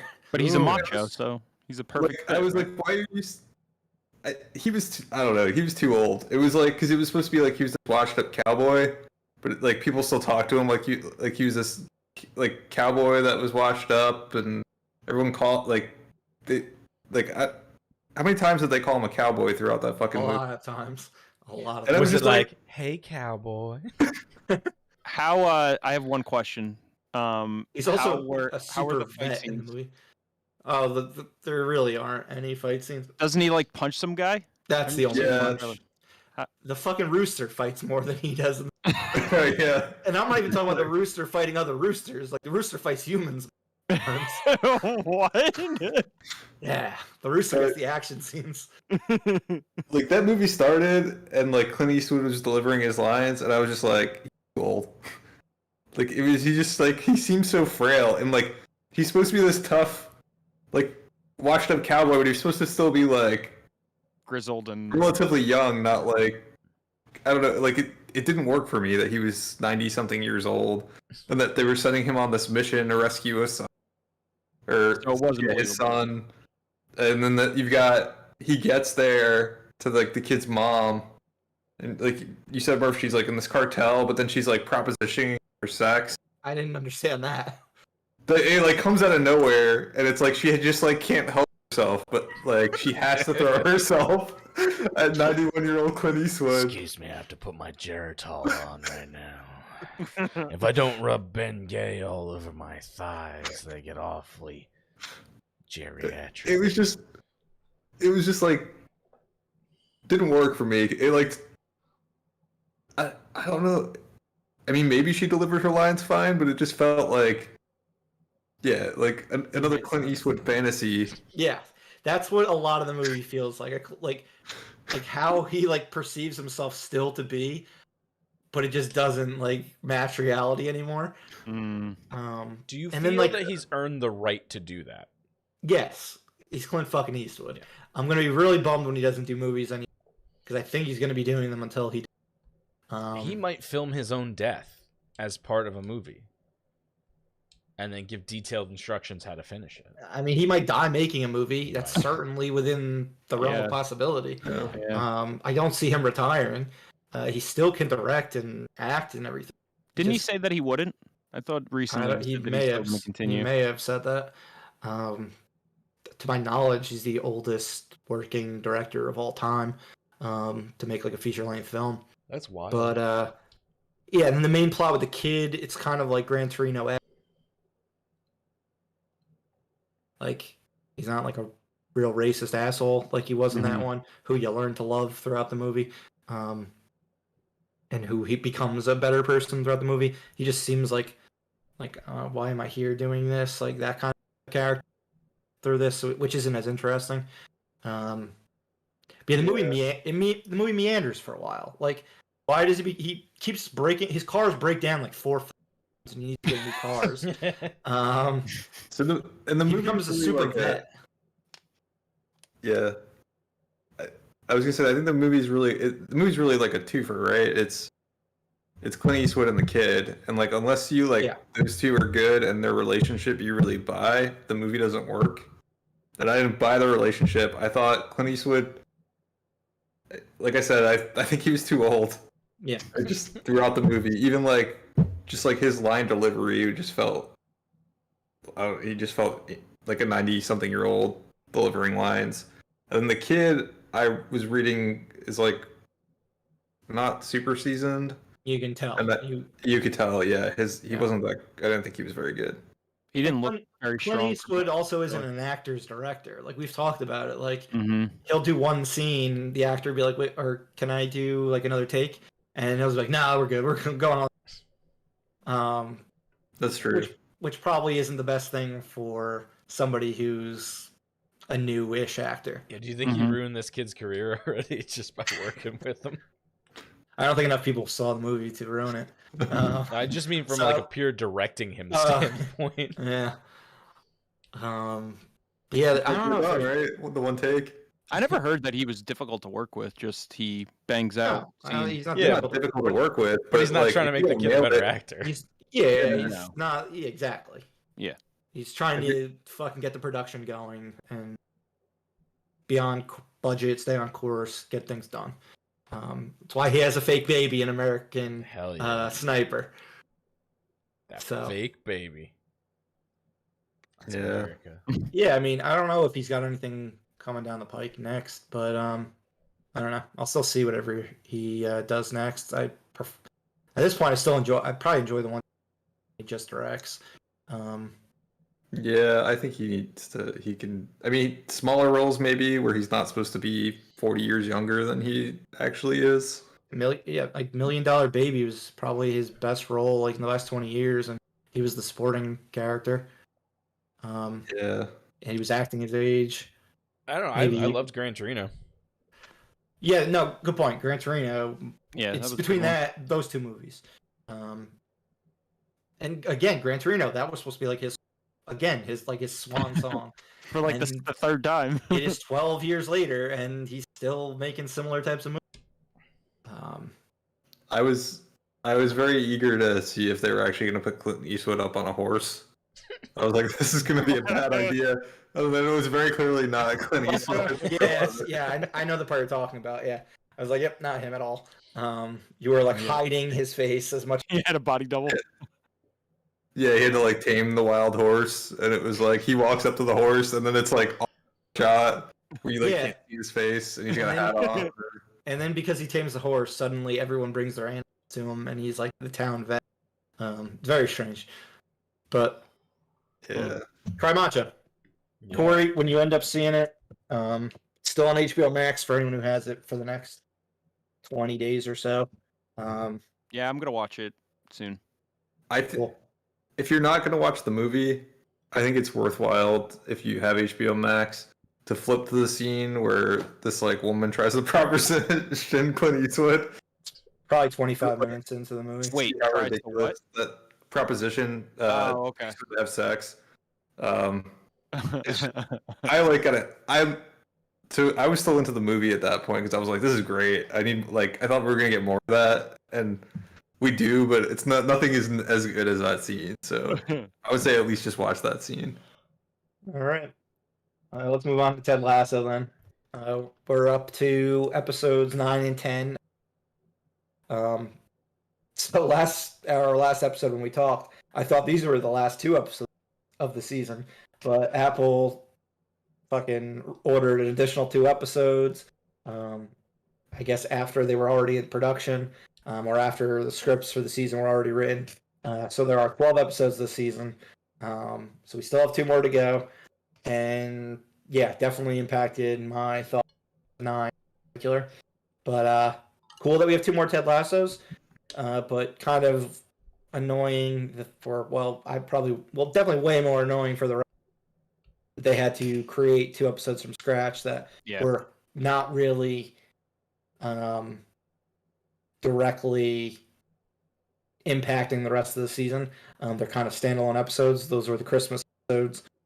Christmas episode earlier this season, and Coach Beard Night Out episode that we'll be talking about right now.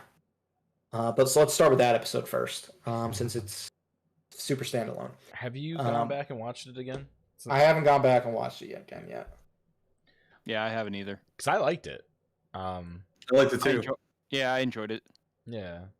I told all of you before that you watched it, hey guys, this is not the penultimate episode. Yeah. Like I thought it was. That's why I wanted you to go. Like I think we talked on Sunday. Like going back and watching it, you might get a completely different perspective on it. Definitely. Because it was a really fun episode. It was strange, but I did enjoy it. I mean, Beard's a really strange character.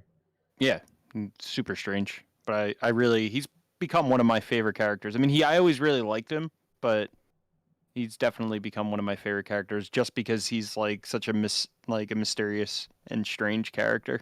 Yeah, definitely. He's a funny guy. I thought like all the little plot lines and the drunken shenanigans movie vibe was really good. I like the big Jack British guy that's chasing him around trying to beat him up because he thinks he's trying to bang his wife.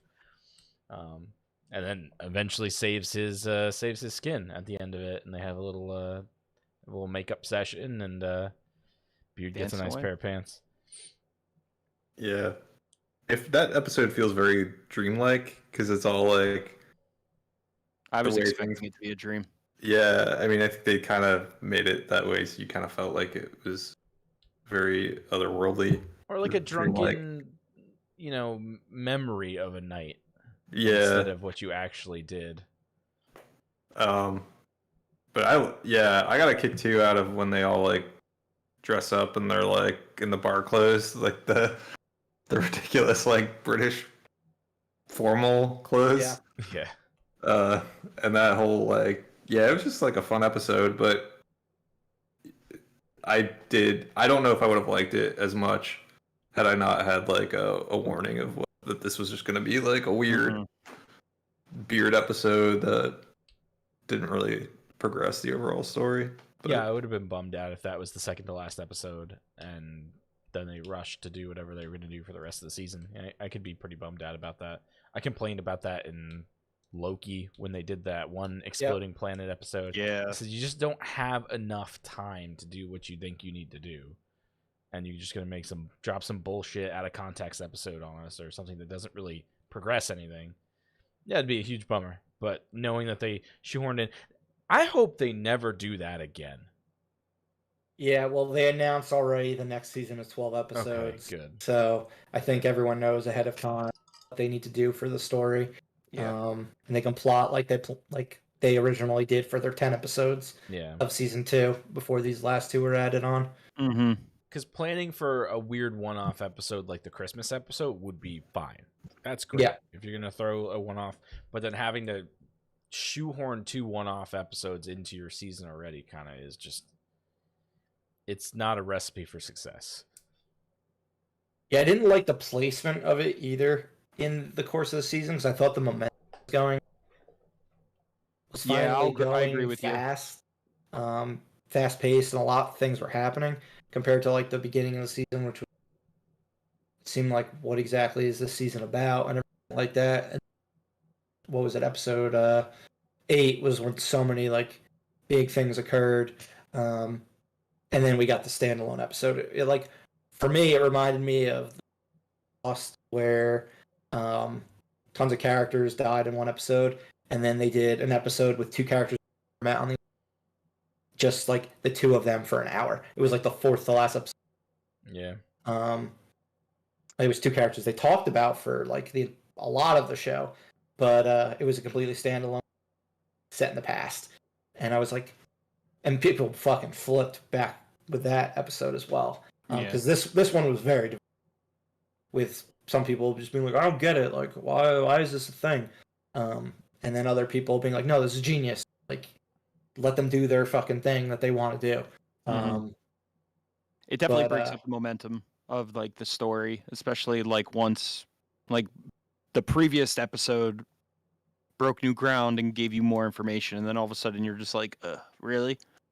Yeah, but like it was a well-made episode. Without a doubt, it was a well-made episode. I'm okay with it, honestly. I just felt like I was getting beaten down by fucking drama Ted Lasso, and to have one of those episodes that kind of reminded me of what the season or what the show felt like in the first season was nice for me because it just went right back into the shit again the next episode. So I thought it was refreshing, honestly, just because I'm getting kind of annoyed about all the drama in Ted Lasso. And the feel good's not quite there. I just thought it was a good palate cleanser to take on the next 3 episodes that are probably not going to be that whimsical and happy. They're probably going to be really full of shit. But well, let's talk about that next one then. Yeah, we'll talk about episode 10, which was following up a lot of the stuff from episode 8 that they skipped through in the beard episode. What did you guys think of this one with Rebecca, her father dying, and then dealing with everything with her and Sam, dealing with everything with Ted and his breakthroughs in therapy with Dr. Sharon, and everything like that. And then some other plot lines that kind of came out of nowhere, like Jamie Tart confessing his love to Keely. So Keely suddenly having doubts with Roy and things like that. First of all, don't fucking do that. No one wants to see Keely fucking waffle between Jamie Tart and Roy. Nobody wants to see that. I agree, but I do like how that scene actually unfolded. I hope Keely isn't a dumbass and goes back to Jamie. I don't think anyone wants that, like JP said. But the way that entire scene kind of unfolded, I did enjoy. Even though halfway through it, when Jamie was confessing his love, I was like ready to flip a table. Like, don't you dare! But it felt so shoehorned to me.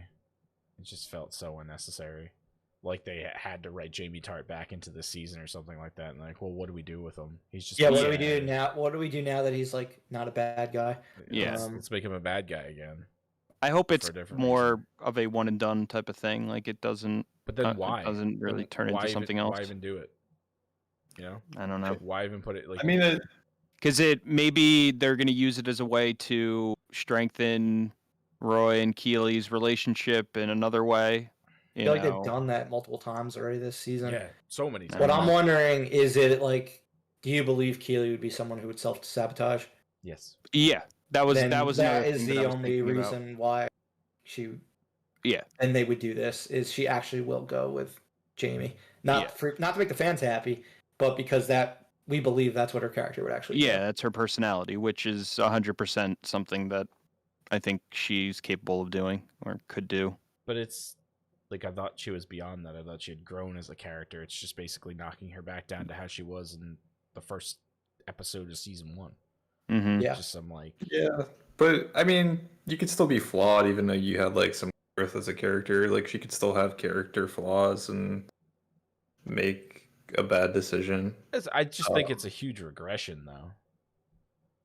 Yeah, I didn't find it feeling as shoehorned, and I think it's because like the Sam thing came out of nowhere. Yeah, that was. But at least like Jamie and her had a relationship. Jamie was clearly into her when he came back. And then we just kind of, the weird thing is we just sat on it for a while until this long, but I didn't feel like it was out of character. It's weird that it got put on ice for so long. Yeah, it's not shoehorned in that it's out of character. It's just shoehorned in it just didn't belong in the 10th episode of a 12-episode season when things are going pretty well for both of them. Mm-hmm. Yeah. And I think the whole funeral stuff was good. I thought any episode with Rebecca having a story is nice. I like that. And then she got to patch things up with her mom. And her mom turns from like this cartoon character-esque person in the beginning of the episode to a fairly normal functioning human being at the end of it, which is nice, I guess. She finds a way to fuck with Giles. Yeah. And I thought that was satisfying. He has some there's some ulterior motives going on right now. Like Murph and I were talking about this on Sunday. What's going on with he's not really giving her shares for a good reason or anything like that. Did you guys notice him whispering No, I didn't actually think about it, but I guess what's his face? His wife.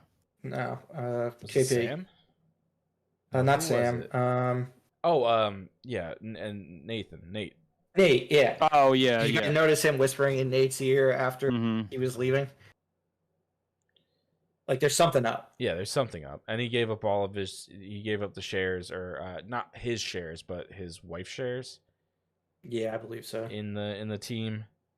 And Nate is a mustache-twirling villain. Fucking hate him. I don't think Nate's a mustache-twirling villain at all. I think Nate's just he's a deeply flawed, broken person who's don't like him. Making bad decisions. Speaking of Nate, my wife pointed out that I didn't realize it, but at the time, or until she pointed it out, Nate's hair gets like super gray. I said that to Kate during the episode. I'm like, his hair is drastically grayer in this episode. There must have been like Is this a time jump? That's what I said. Yeah, there must have been like a bunch of time that passed between filming episodes or something. His hair goes he's very like, stressed. Not very gray to like very gray. Yeah. It's like Peggy Olson in Mad Men season 1. Throughout this entire season. Like character doesn't even notice. Maybe this is something they've been doing throughout the season. We just haven't noticed that he's been getting grayer the entire time. I'm gonna go back and watch the last like 3 episodes and see if his hair gradually is getting grayer, or if it all of a sudden he's just like salt and pepper, like I think he was. You could tell he's gonna go back into pissed off mode because Jan fucking insulted him. I think he's gonna kill the ball boy. I think he's gonna like murder him in like the locker room. Ball boy hasn't been in the show for a little while. I wonder what happened. Lucky him. Lucky him. Yeah, that's the next thing. He's because he'll go after him and like beat the shit out of him. Yeah, he's who he takes his rage out on. Yeah. What did you think of the whole, like the wedding, the song thing? Did you think that was corny, or did you enjoy it? Did you think it was realistic? Kind of super cringy. What do you think? I liked it. I thought it was cringy also. Yeah, it's really cringy. Doug, what do you think? They walked the line for me on cringy and not. I couldn't really understand why they chose that song. Like I was like, do they feel like are we getting rickrolled? I kept thinking. Well, we did at the end of the episode. I thought it followed the quirkiness of that show. I mean, for me at least, it did feel a little cringy, but there are moments in that show that are cringy and just quirky. So I guess it kind of balanced. For me, like Doug said. Yeah, I wouldn't say cringy. I guess I would say cheesy. It felt cheesy. Yeah, I guess that's better. Like it felt in like Ted obviously would sing. Like there was no doubt about that. Right. Yeah. But yeah, I thought it was just like, I don't know. I thought it was kind of corny. What I did not think was corny was everything with Rebecca and her mom and Ted and Dr. Sharon. They're both having their sessions, essentially a session at the same time. Yeah, that was great. Going through their stories. I mean, that's probably like that's their Emmys for next season, probably both of them. Yeah. Like Sudeikis was fantastic.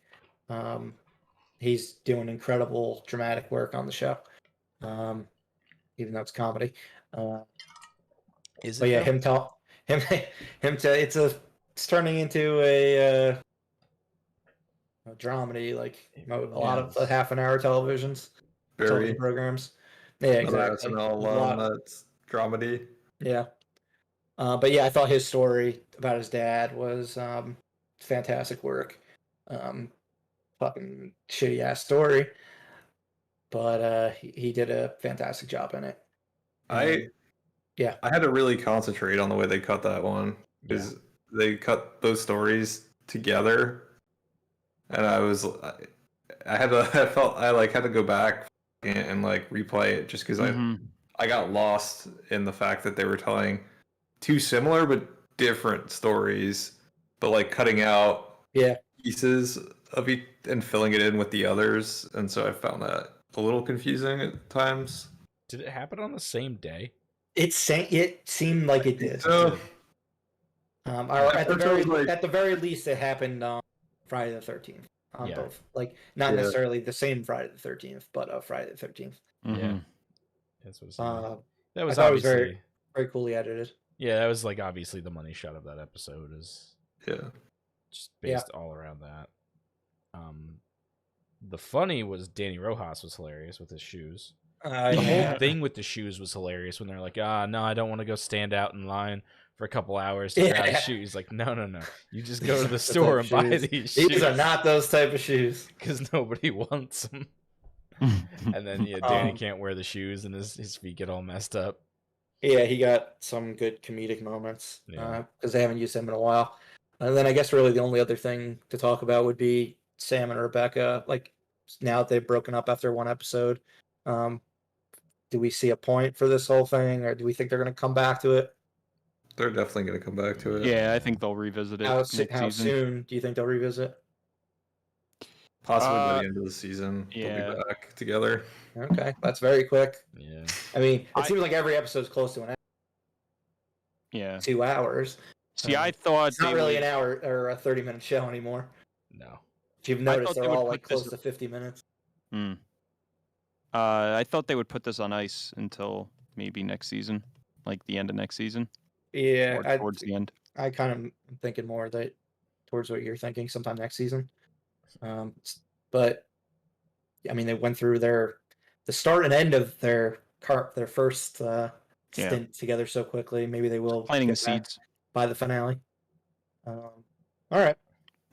So yeah, the other one thing I want to mention that I thought was good about the episode was I thought Roy Kent's stuff was pretty funny. I like the death humor. Mm-hmm. Yeah. It was kind of funny. That was with great. The fruit tree and all that. Yeah. The morbid fruit tree. Yeah, where he walks in with the apple into the church. Yeah, I thought all that was pretty funny. Yeah. I mean, Roy Kent's consistently well-written character. Oh Mhm. yeah, he's easily the most fun character. He's great. I actually just watched a video my wife sent me. He's one of the writers on the show. Yeah. And when he was writing it, he actually sent he said he thought it might be a little cringy or out of him auditioning for the part of Roy. Two things, and he's like, if you like it, that's great. If not, then you just completely fucking forget that I sent this. I can keep going on writing for you. He took a shot, and I couldn't even imagine it being anyone else. I guess he does such a good job bringing that character. Exactly. Yeah.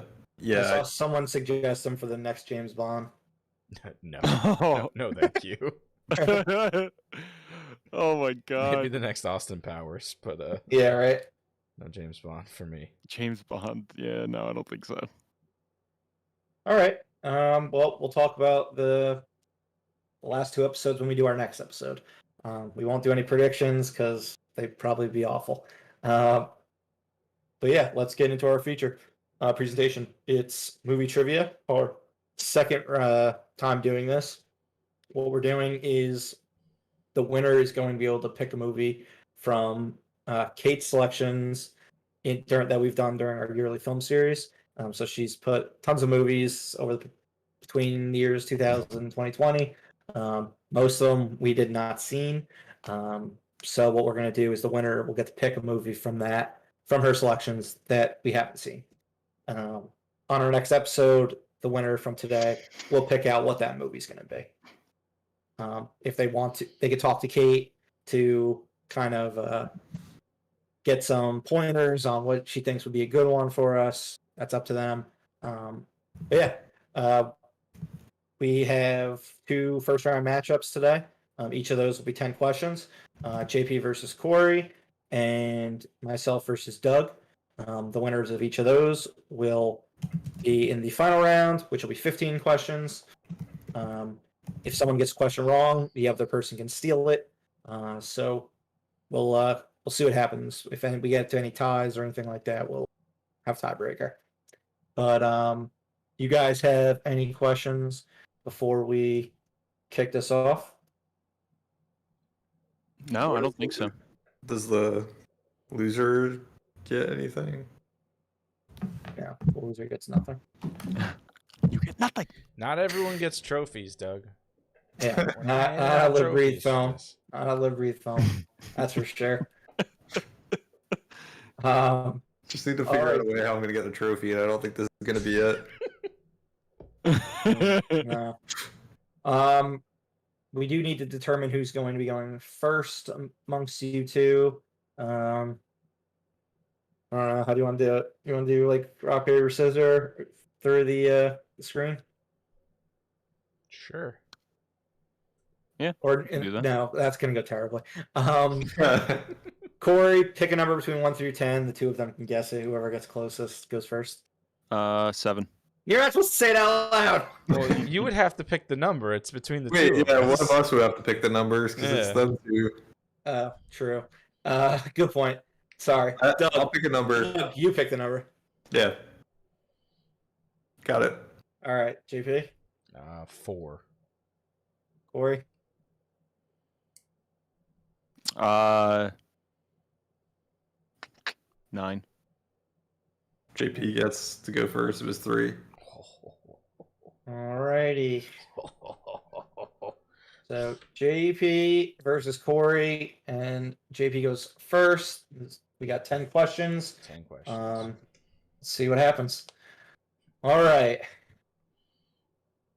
Easy one. I like that. I like the sound of that. Which Alfred Hitchcock thriller is notorious for its shocking shower scene? Ooh, that would be Psycho.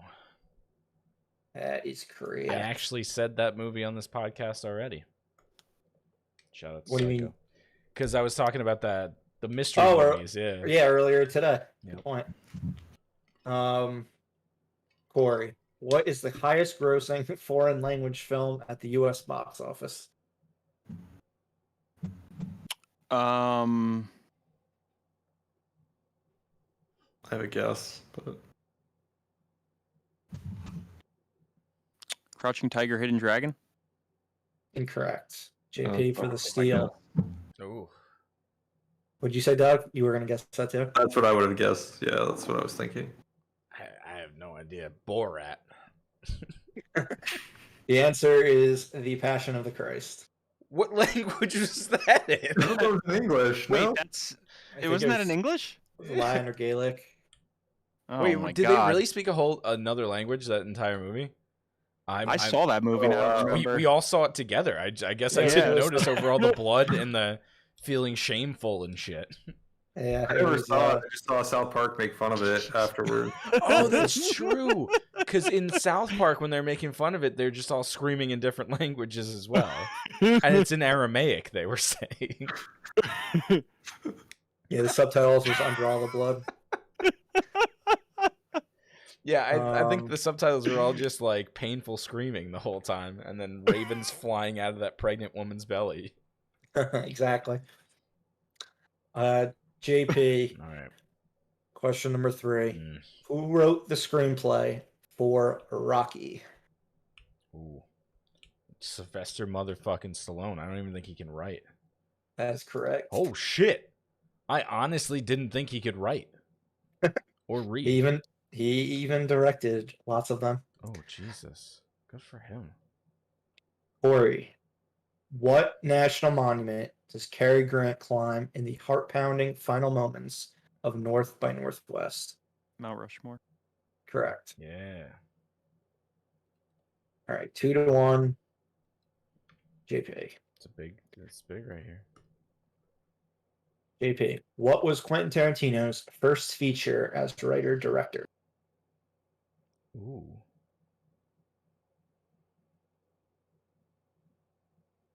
It's going to be wrong, but I'm going to say Pulp Fiction. The answer is... Oh, wait, I'm not allowed to say No, the you're not answer. allowed to say. You just No, said it's it Corey wrong. gets the steal. Corey gets the steal. As writer and director. Yeah, Okay. that's the tricky part. Reservoir Dogs. Correct. Oh. Wow. 2-2. All right. This is to Corey. Which Oscar-winning blonde bombshell played James Stewart's love interest Lisa Carol Fremont in Rear Window?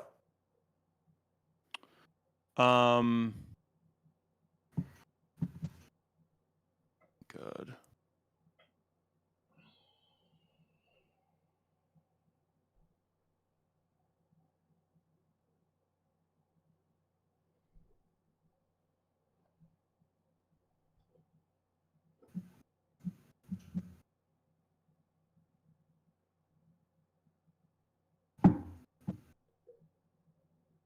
Five, 4, I'm gonna hit myself. I know 3, it.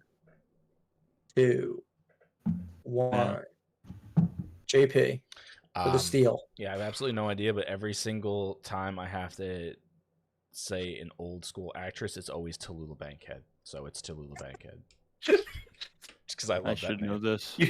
You need a new approach. The answer is Grace Kelly. Grace Damn it. Kelly, yeah. All right. Question number 7 of 10. Oh, damn. Who is the only person ever to receive an Oscar nomination for acting in a Star Wars movie? Ooh. Ooh. Ooh.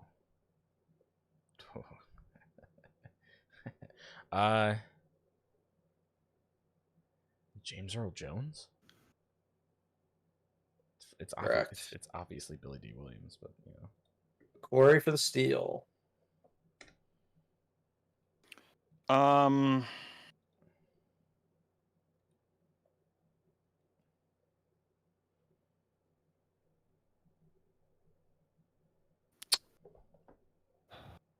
David Prowse. Answer is Alec Guinness. Yeah, it's as soon as I was like, okay, well, it makes more sense. Yeah, that does make more sense. All right, so number 8, Corey. We are tied 2-2. What actress's name, who voices Princess Elsa in the Frozen films, did John Travolta botch at the 2014 Oscars? Idina Menzel. That's correct. I was trying to Or figure what did he out say? Adele Dazeem. Dazeem? Adele Dazeem. All right, JP, this is a big one. Big one. Huge one. Gigantic question one. number 9. What is the real name of Uma Thurman's The Bride character from Kill Bill? Beatrix Kiddo? Yes. Yeah. All right, we got a tie for the last question. And this is going to Corey. What prominent American director won an Oscar for helming Forrest Gump? Steven Spielberg. JP for the steal. Can you repeat that again, please? What prominent American director won an Oscar for helming Forrest Gump? Oh, I know this.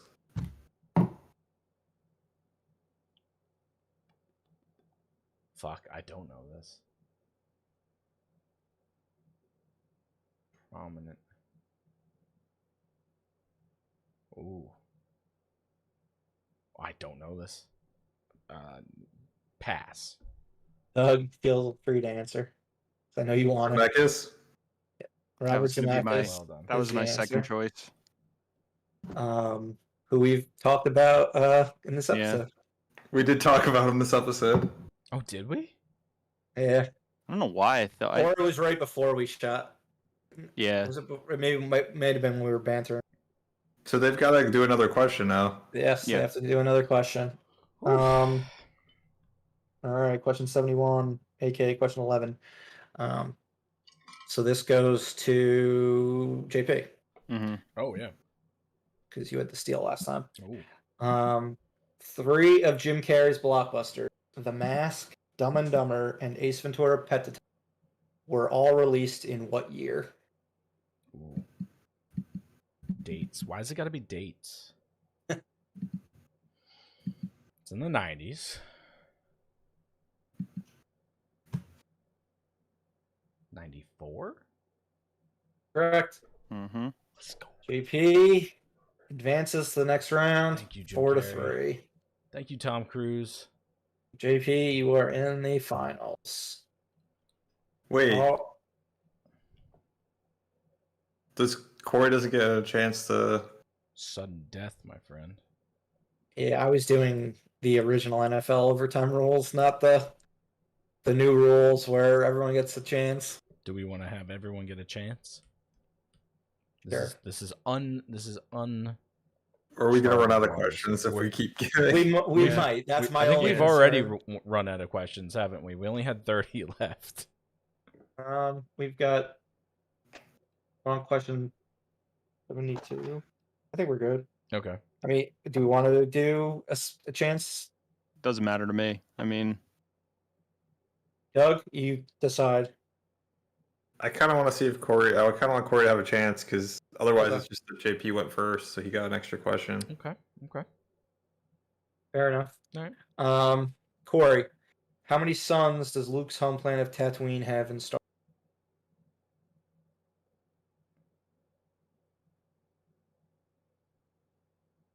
two. Correct. See what you've done, Doug? See what you've done? All right, they both got a chance at this point. We're going to new NFL football.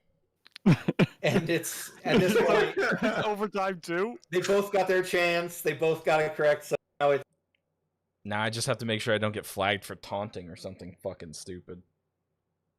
all right. And yeah, I mean that doesn't. The NFL rules don't really work for this, but fine. Well, Jesus Christ. All right, we'll continue going until someone gets it wrong, I guess.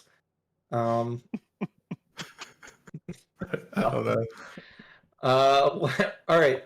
What we'll do is Well, if one person gets it wrong and the other person steals, wins, and if one person gets the other person steals and gets it wrong, but then they get the next question right, they win. Fair? Sure. Yep. This way you get the same amount of questions. All right.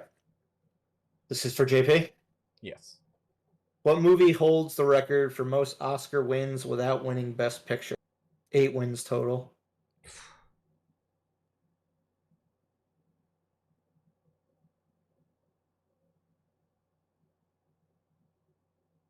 Titanic.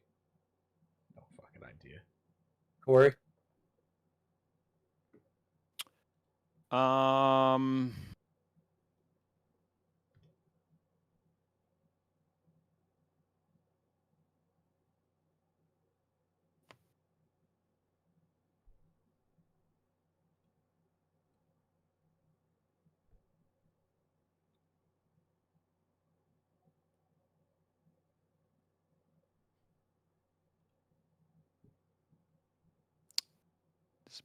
The Departed.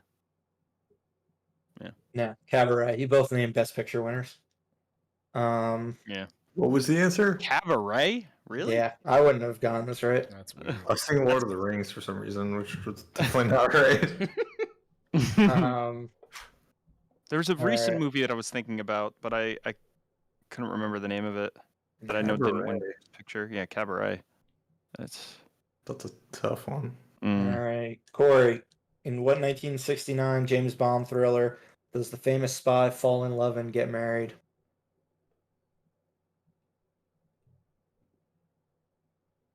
Uh,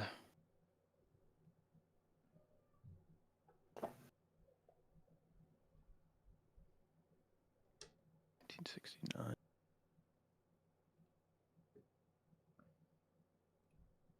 Tomorrow Never Dies?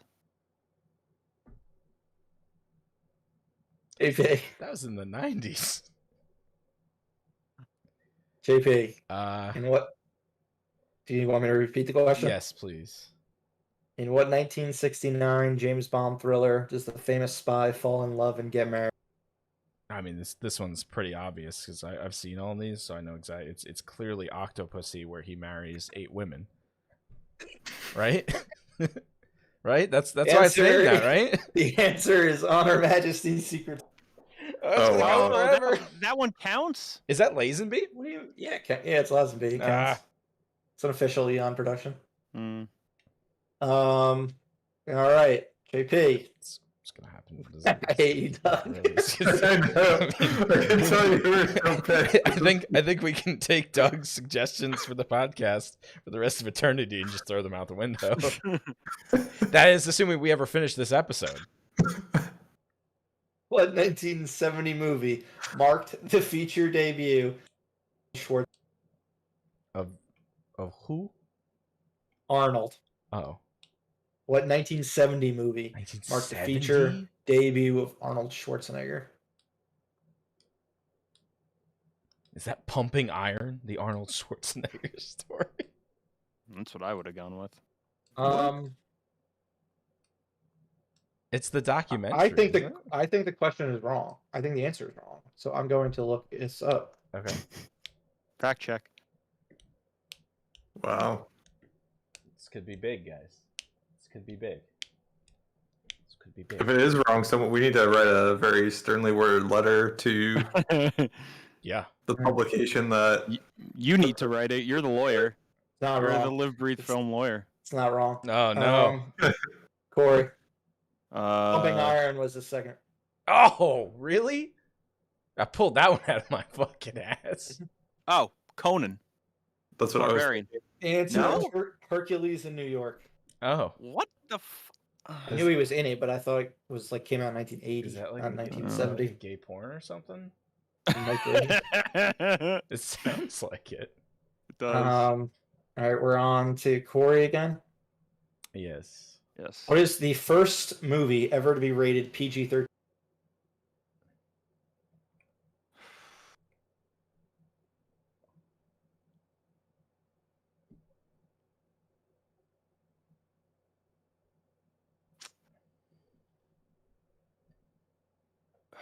Terminator 2 Judgment Day. No. But maybe it was R. It was Right? R. Yes, it Yeah. was R. JP. Terminator 1, not Judgment Day. I thought we've talked about it before, no? Or am I... We haven't talked about this. JP, did that count? Terminator? Yeah, I don't One. fucking know. The answer is Red Dawn. Oh, shit. Hmm. Wolverine. JP. What is the highest grossing movie of all time when taking inflation into account? Oh, I think I know this because of my wife. Gone with the Wind. Yeah, that's it. Yeah. Mhm. Ooh. There we go. Box Office Mojo. Like, Yeah. it's the only reason I know that. Yeah. She's Alright. a huge Gone with the JP, Wind fan. JP moves on. is in the finals. Again. Yes, again, yeah. Please, So- please, Corey, keep reminding me of my my failures in the. No. I mean, again okay. tonight. Yeah, I did Again lose tonight. last time, too. Corey, you ask the questions now. The link is in the thing.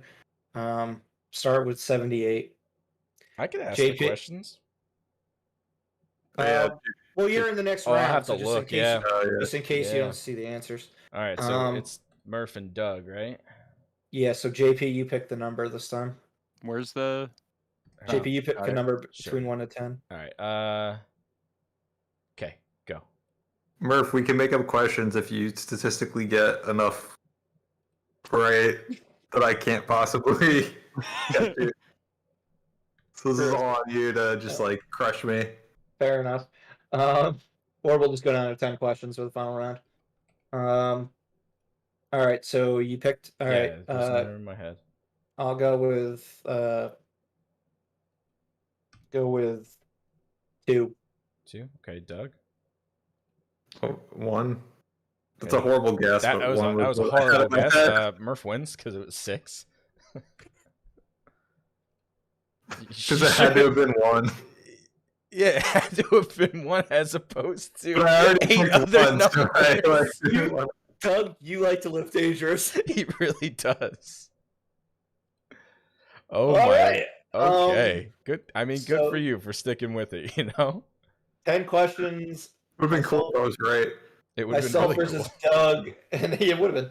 And it starts with me. Corey, you Hold got on. the questions? Hold on 1 ready? minute because I have to Yeah. set up the scene for you guys. Yeah, I have everything set up, or have everything open, or the thing open. That was interesting, Doug. That was quite a number. Quite a number indeed. Actually, I can't do that. Hold on. Hold on. 1. 1. You should have picked 3. 20 beats your 5. If you had picked 3, literally anything from 3 to 10 would. Doug's rolling out with Yeah. those anti-Prices Right strategies. Doug's like the guy that doesn't bet $1 over when it's very clearly $1 over. You know what, Doug? Yeah. They never win. Gotta stick to my number. So They never win. That was funny. I cannot, for the life of me, find your video. There it is. Hold on. See, it's not like I don't have these set up because it's a different person every time.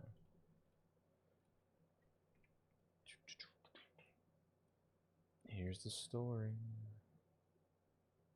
of a man named Dougie. This is what it feels like every time I'm doing this. It feels like we're making the Brady Bunch. Some of these questions are so fucking ridiculous. And Oh, we're we had- back. There we go. We had to have a message deleted by the moderator. Yeah, there's some guy trying to sell like flowers or some shit and followers in our chat. We get one every now and again. So yeah, when Flowers. I asked you to repeat the question, I was too busy banning someone, laying down the hammer. You know what I'm saying? Ban You gotta do hammer. what you gotta do. Yeah. JP the ban hammer. Don't come up in here trying to sell us followers. Oh, followers. I think he said flowers. Well, one of them Oh, was flowers. I forget what he said. interesting. Flowers. How am I gonna get those flowers? Son Away of a with gun. you. Away with you. All right, we're here. We're doing it. Alrighty, let's do this then. Corey, what's your question for me? What is the highest gross movie of all time when not taking inflation into account? Ooh. How updated is this? Yeah, I was just gonna ask, when was this? Is this American box office? Probably What? Doesn't say. Well, Gone with the Wind, I think, was American. So I'm gonna assume they're doing the same rules. Force Awakens. No. Then they aren't doing American. Cool. Doug?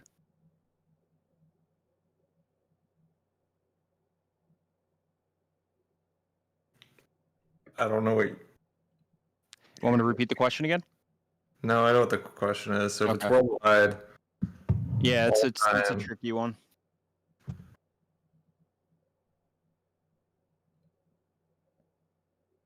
well, it's like, is it Endgame? Like, what's the? That's correct. Oh, One for Doug coming in with the lead. Doug getting out in front with a steal. That's big. All right, Doug. What's the Los Angeles hotel prominently featured in Pretty Woman?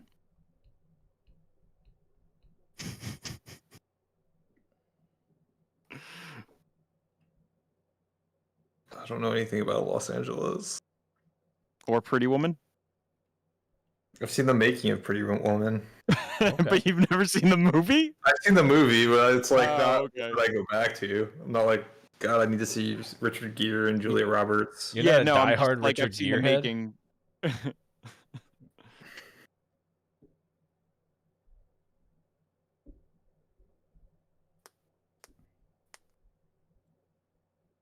I can't even like think of a Los Angeles hotel. Okay. It was called like $10 or $10,000. What the hell was the original title of that movie? You got 5 seconds, Doug. I don't. I'm gonna just. I can't think of a Los Angeles hotel. The Holiday. I'm guessing. Is it the Beverly Hills Hotel?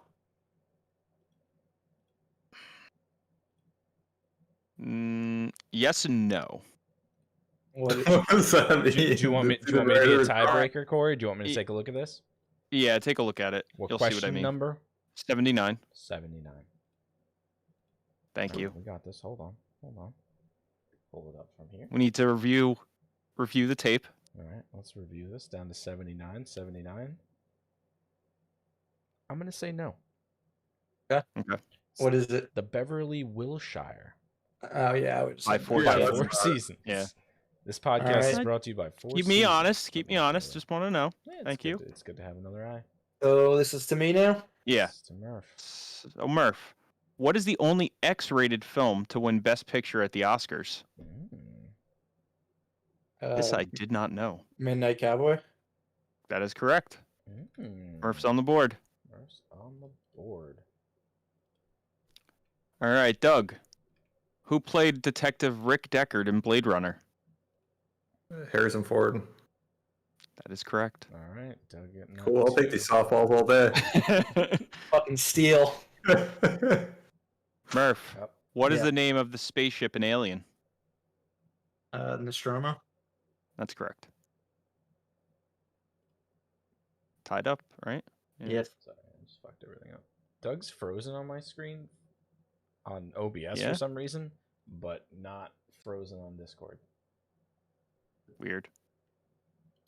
What the fudge? So Murph just went. Okay, so Doug, the acclaimed Oscar-winning filmmaker directed Happy Feet, Babe, A Pig in the City, Mad Max Fury Road. Oh my God. Why am I blanking? We've talked about this so many times. Yeah. Yeah. Oh my God.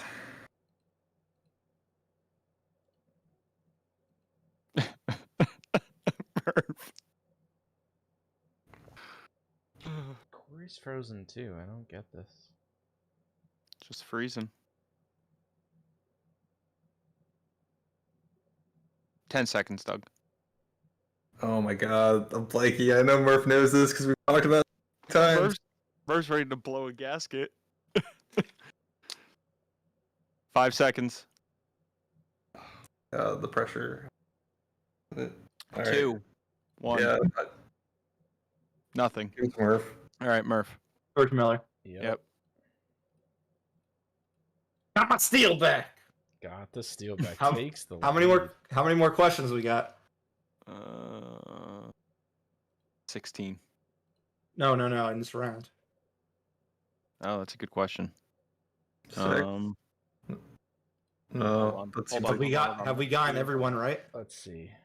No. Started at 78 and we are at 7. 83. 1, 2, 3. We did 7 4, questions. 5. We've done 6 questions. We are on number 6. 7.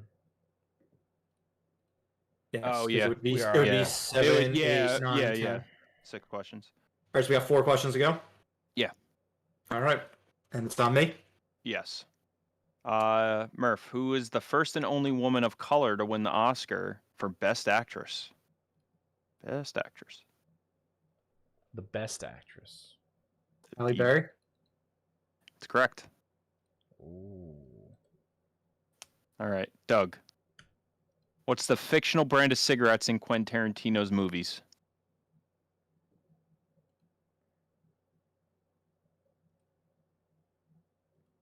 I don't know.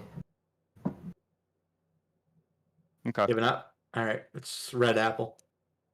All right. That's correct. All right. I've mathematically advanced. Doug, you want to continue the last round of questions? Sure, why not? Okay. All right. So me, then you. Murph, who played the Wicked Witch in the West in Wizard of Oz?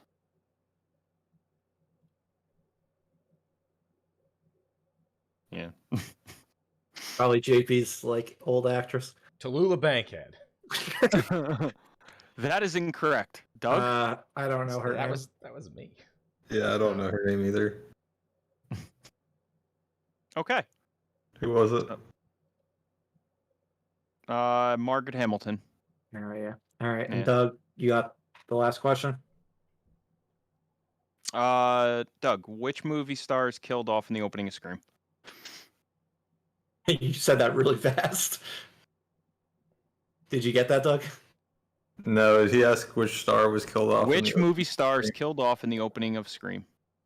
Opening scene of Scream. Scene.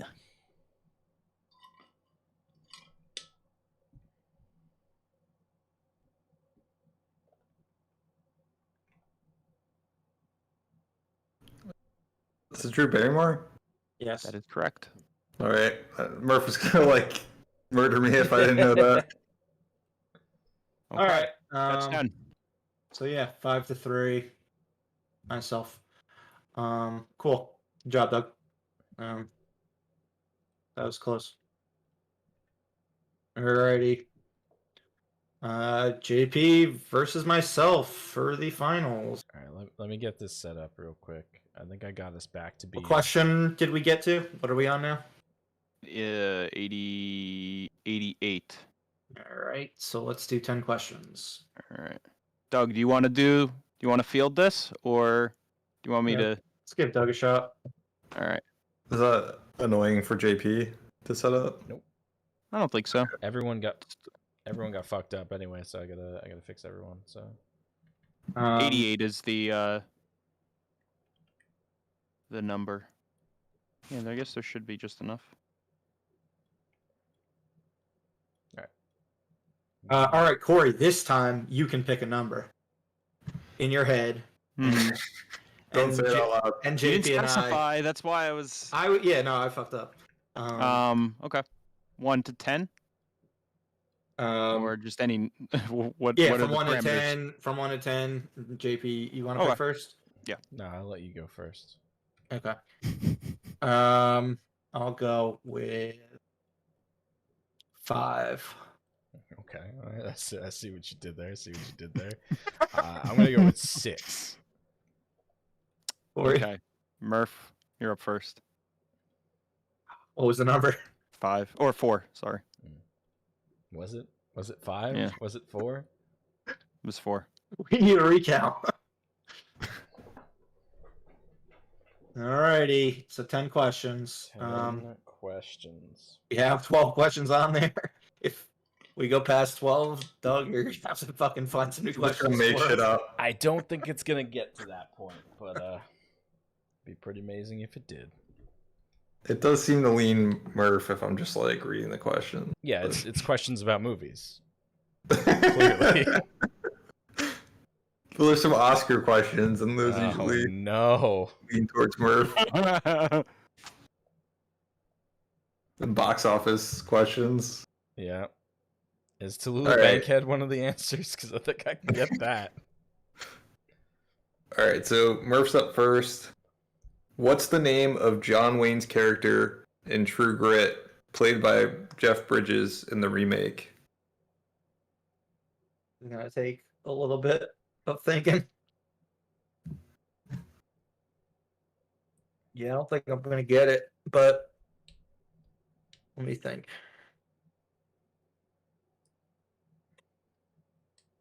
I'm gonna know it right when you fucking say it.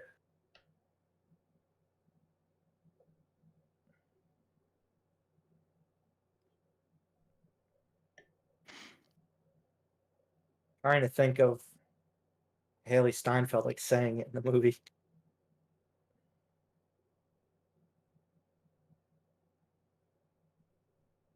Fuck me, I don't know it. JP. JP for the steal? Yeah. So it's obviously Fred Jones. It is not. Fuck, that was the other movie he was in. The correct answer was Rooster Cogburn. Yeah, what was that? It's not even a real name. All right. JP, what is the highest grossing war movie of all time and Clint Eastwood's highest grossing movie ever? Okay, so the movies in which he has foursomes aren't about war. So we know that. He had that other war movie that I don't know the name of. So we were just talking about this today. I'm going to go with American Snipper because of the baby. Correct. American Snipper is correct. Thank you, fake baby. Snipper. What's for that? the Thank What's you, that? baby. What's that other war movie that he did? Because I probably would have picked that. Fucking letters. Flags. Letters or Iwo Jima or Flags flags of or Iwo Jima. That's probably the one I would have picked if I knew what it was. But we talked about fake babies, so. Alrighty. All right, Murph. How many Oscars has Meryl Streep won? 3. That's correct. Oh, too damn many. All right, so JP, pull ahead with this one. So, how many Oscars has Meryl Streep been nominated for? Wow, it's kind of like heavy on the Meryl Streep. She gets nominated every year. The Oscars are like 400 years old. I'm going to say 4. That is not correct. Yeah. Murph for the steal. 14. That is also incorrect. The correct answer is 21. Jesus. Holy fuck. That's still very close. Yeah, I was super close. 21. That is insane. Right. All right. So we're now at Murph again, right? Yeah. I believe so. This is question 5, right? Yes. How many So it's one to- Oscars one has to Meryl one. Streep attended? Yeah, One it's to- 5. And we're on 1-1, right? That's it? Yeah, it's 1-1. Yeah. Yeah. So what blood type is Meryl Streep?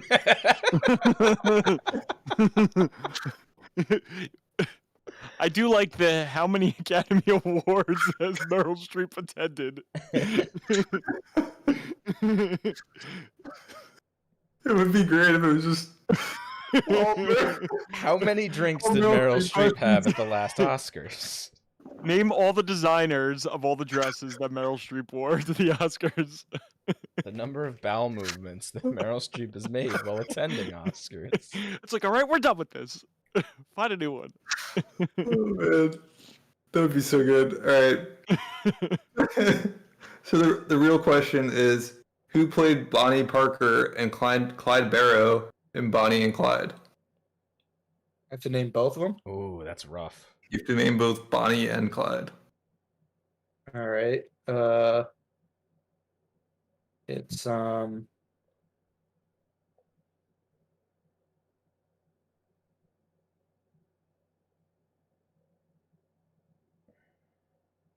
Warren Beatty. Yes. And the other fucking lady.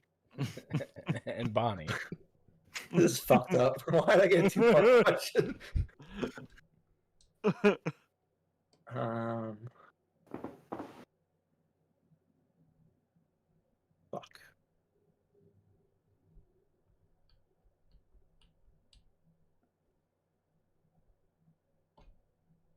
I don't know. Kathleen Turner. That is not correct. Yeah, I couldn't think of her name. Yeah, I don't know it either though. So if that's any consolation to you, it's Beverly D'Angelo. I have no fucking. That is incorrect. So Faye Dunaway. Mm, Oh, okay. yeah. Yeah, I knew Warren Beatty. That's it. All right, JP. Question 6. What Martin Scorsese movie holds the all-time record F-bomb? This is right up my alley, and I know this. It's fucking Wolf of Wall Street, baby. That's correct. I like the F word. Murph, what is the name of the extended ballet sequence near the end of Singing in the Rain? Pass. Pass. I don't know. Black Swan. Oh, man. Please. GP, was that your guess? Oh, Black Swan? 100% Black Swan. Yeah, no. The correct answer is Broadway Melody. Ah, of course. That was my second guess. Whoa. JP, what is the name of Riley's imaginary friend Inside Out? Oh no. No, because he dies and it's so sad. I don't think I've seen this movie. Oh no. I haven't either.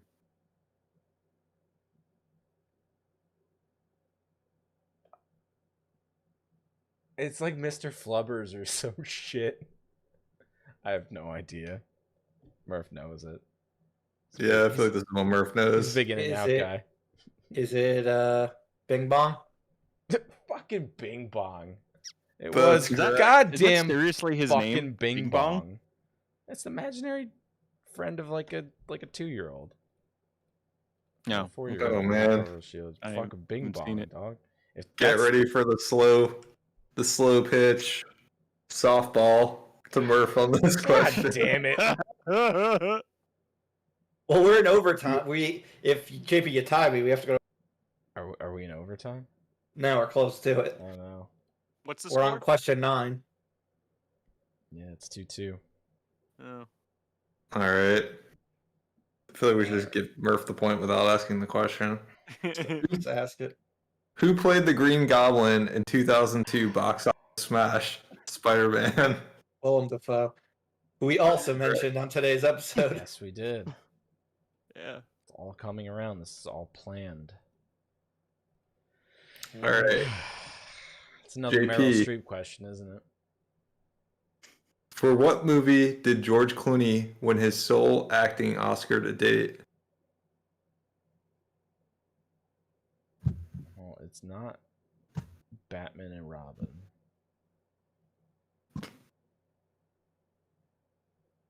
In an alternate universe, maybe. No.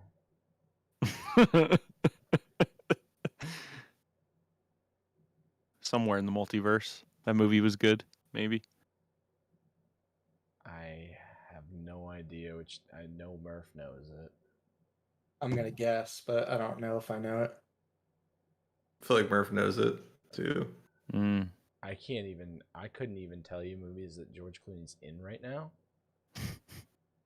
I'm gonna go with Up in the Air, because that's the only one that's in my head right now, and that's wrong. That is not correct. Is it Syriana? It is Syriana. God damn it! That was the other one that I was. Oh, son of a bitch! Was that really the other one? Yeah. That popped into my head for a second. I don't know why. I don't never. Up in the Air is a seen good. that movie. I would have gone that way too. We were just talking about that last weekend. Damn. This was a tight one. Yeah. Yeah. What question are we on? I think that's it, We're right? done, Or- Doug. Yeah, That was all 10? Yeah. So. Yeah. It was 4-2. You got 4 wrong. All right, so do we want to just do like the last 3 for fun? Why to rub it in? Sure. There's for it. 3 of you, and I already know the answers to these questions because they're up. So we'll just. All right, give the hardest one to me. Ooh. Go Corey easiest, JP middle, me hardest, based on how we ended today.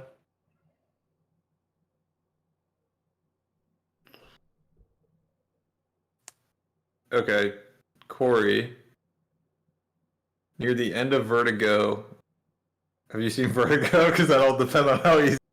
I have. I haven't in a while, but When Judy transforms into Madeline, she is bathed in what color light? Spoiler. red. That is not correct. Okay. JP, do you know? That was my guess. Yellow. That is also not correct, Murph. Blue? You guys managed to guess all the wrong colors. The correct answer was green. It's my favorite color. Really? I All right, well, we're 0 for 1 so far. Killing it. Yeah. It's only easy because I thought like guessing a color would be easy, but I guess maybe not. I haven't seen that movie in It's a a lot long of time. colors. Who played Reagan McNeil in The Exorcist? McNeil? No, I've fucking never seen The Exorcist. Fucking Mel Gibson. I know it's someone like that I would know the name of. I don't know the name. It's Mel Gibson. Final answer. That is not correct. Corey, do you know? You're incorrect. Corey? You're asking me. Corey's looking up the answer. No. I just played. I have her face. I don't remember her name. It's a guy. Murph? Linda Blair. That's correct. No, it's Mel Gibson. He wore the wig and fucking had the little dress on too. I remember Wow. that. Impressive. All right, so the final question 100, which I deem the hardest of the 3. Okay. Only 3 movies in history have won the Big 5 at the Oscars. Best Picture, Best Director, Best Screenplay, Best Actor, and Best Actress. Name the 3. You weren't kidding about this being the hardest. I'm out. Fucking 3-part answer. It's Silence of the Lambs. Yes. All About Eve. No. Okay. Somebody else, I guess, can guess the next one. I pass. Is All About Eve the story of Rough Rider Eve from Barbershop Yes. fame? Exactly. Good. She deserves Does it. anyone else guess one of the... Lord of the Rings? Like Return of the King. No. Okay. Titanic. Nope. Ben-Hur. Nope. Did it happen recently? I think it did happen. No, I don't think it happened recently. Boss Level. On that Mel Gibson kick. Apparently. It's so fucking tough when male and female and Yeah. one male and female. Was one recent? None of these are recent. I didn't think so. Well, Silence That's why I went of the with Lambs two. is Schindler's List? With 2 old movies. No. Gone with the Wind. There's one more that I think if you Rosemary's thought about it, Baby. you could guess it. No. Wow. And then there's another one Oh, that's yeah, just like there's you're one not of these gonna that guess. no one's gonna get. Yeah. Yeah, it's just too old that you wouldn't think of it. Spartacus? I'm just going with like swords and sandal movies. I'm Spartacus. Movies that we watched in like history class or something. My Fair Lady. Nope. I'll give you guys like, or I guess Murph's the only one that's guessing. Murph. The Graduate. Nope. The Conversation. The Room. I'm thinking of just all like movies that we watched in The Real Deal. Charlie and the Chocolate Factory. Give The us some Tim Burton hints. Give us some hints.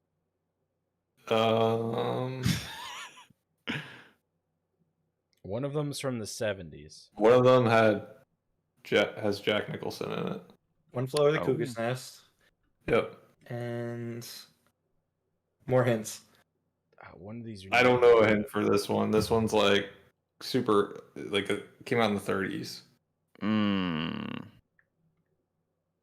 30s, eh? It's kind of like feels like an asterisk if it came out in the 30s. It They're has just like Clark was it a lot of Gable movies? in it. Not Casablanca, right? No. No. What's it start with? First letter. I. It does have. Did you? Oh, you looked it up. I was Yeah, like, holy I'm shit. cheating. No, JP knows. Yeah. I've been throwing I this. was like, wait. It does have Clark Gable in it. I've been throwing the whole. I threw the whole thing. Every movie had Clark Gable in it in the 30s. What was it? It happened one night. Yeah, I wouldn't have got that no Yeah. matter how many tries you Yeah. gave me. It had Tallulah Bankhead in it. I should have got One Flew Over the Cuckoo's Nest. Yeah, that's the only other one I thought you would have I got. didn't even think about that. But it happened one Ooh. night. I didn't think anyone. I would have been shocked if any of you guys somehow pulled that movie out of your ass. Well, that Alright. was that was a like roller coaster. of the entire trivia. I think. What was Yeah, that? I think probably. that was the hardest question of like the entire trivia. Oh yeah, Yeah. that one's fucked. That's a fucked question. If anyone got I don't think that we had one. another 3-parter like that. Not to mention No. the question that it was asking. I don't even know if we had another 2-parter last week. Or last time we did it. Yeah, you might be right. That was fun though.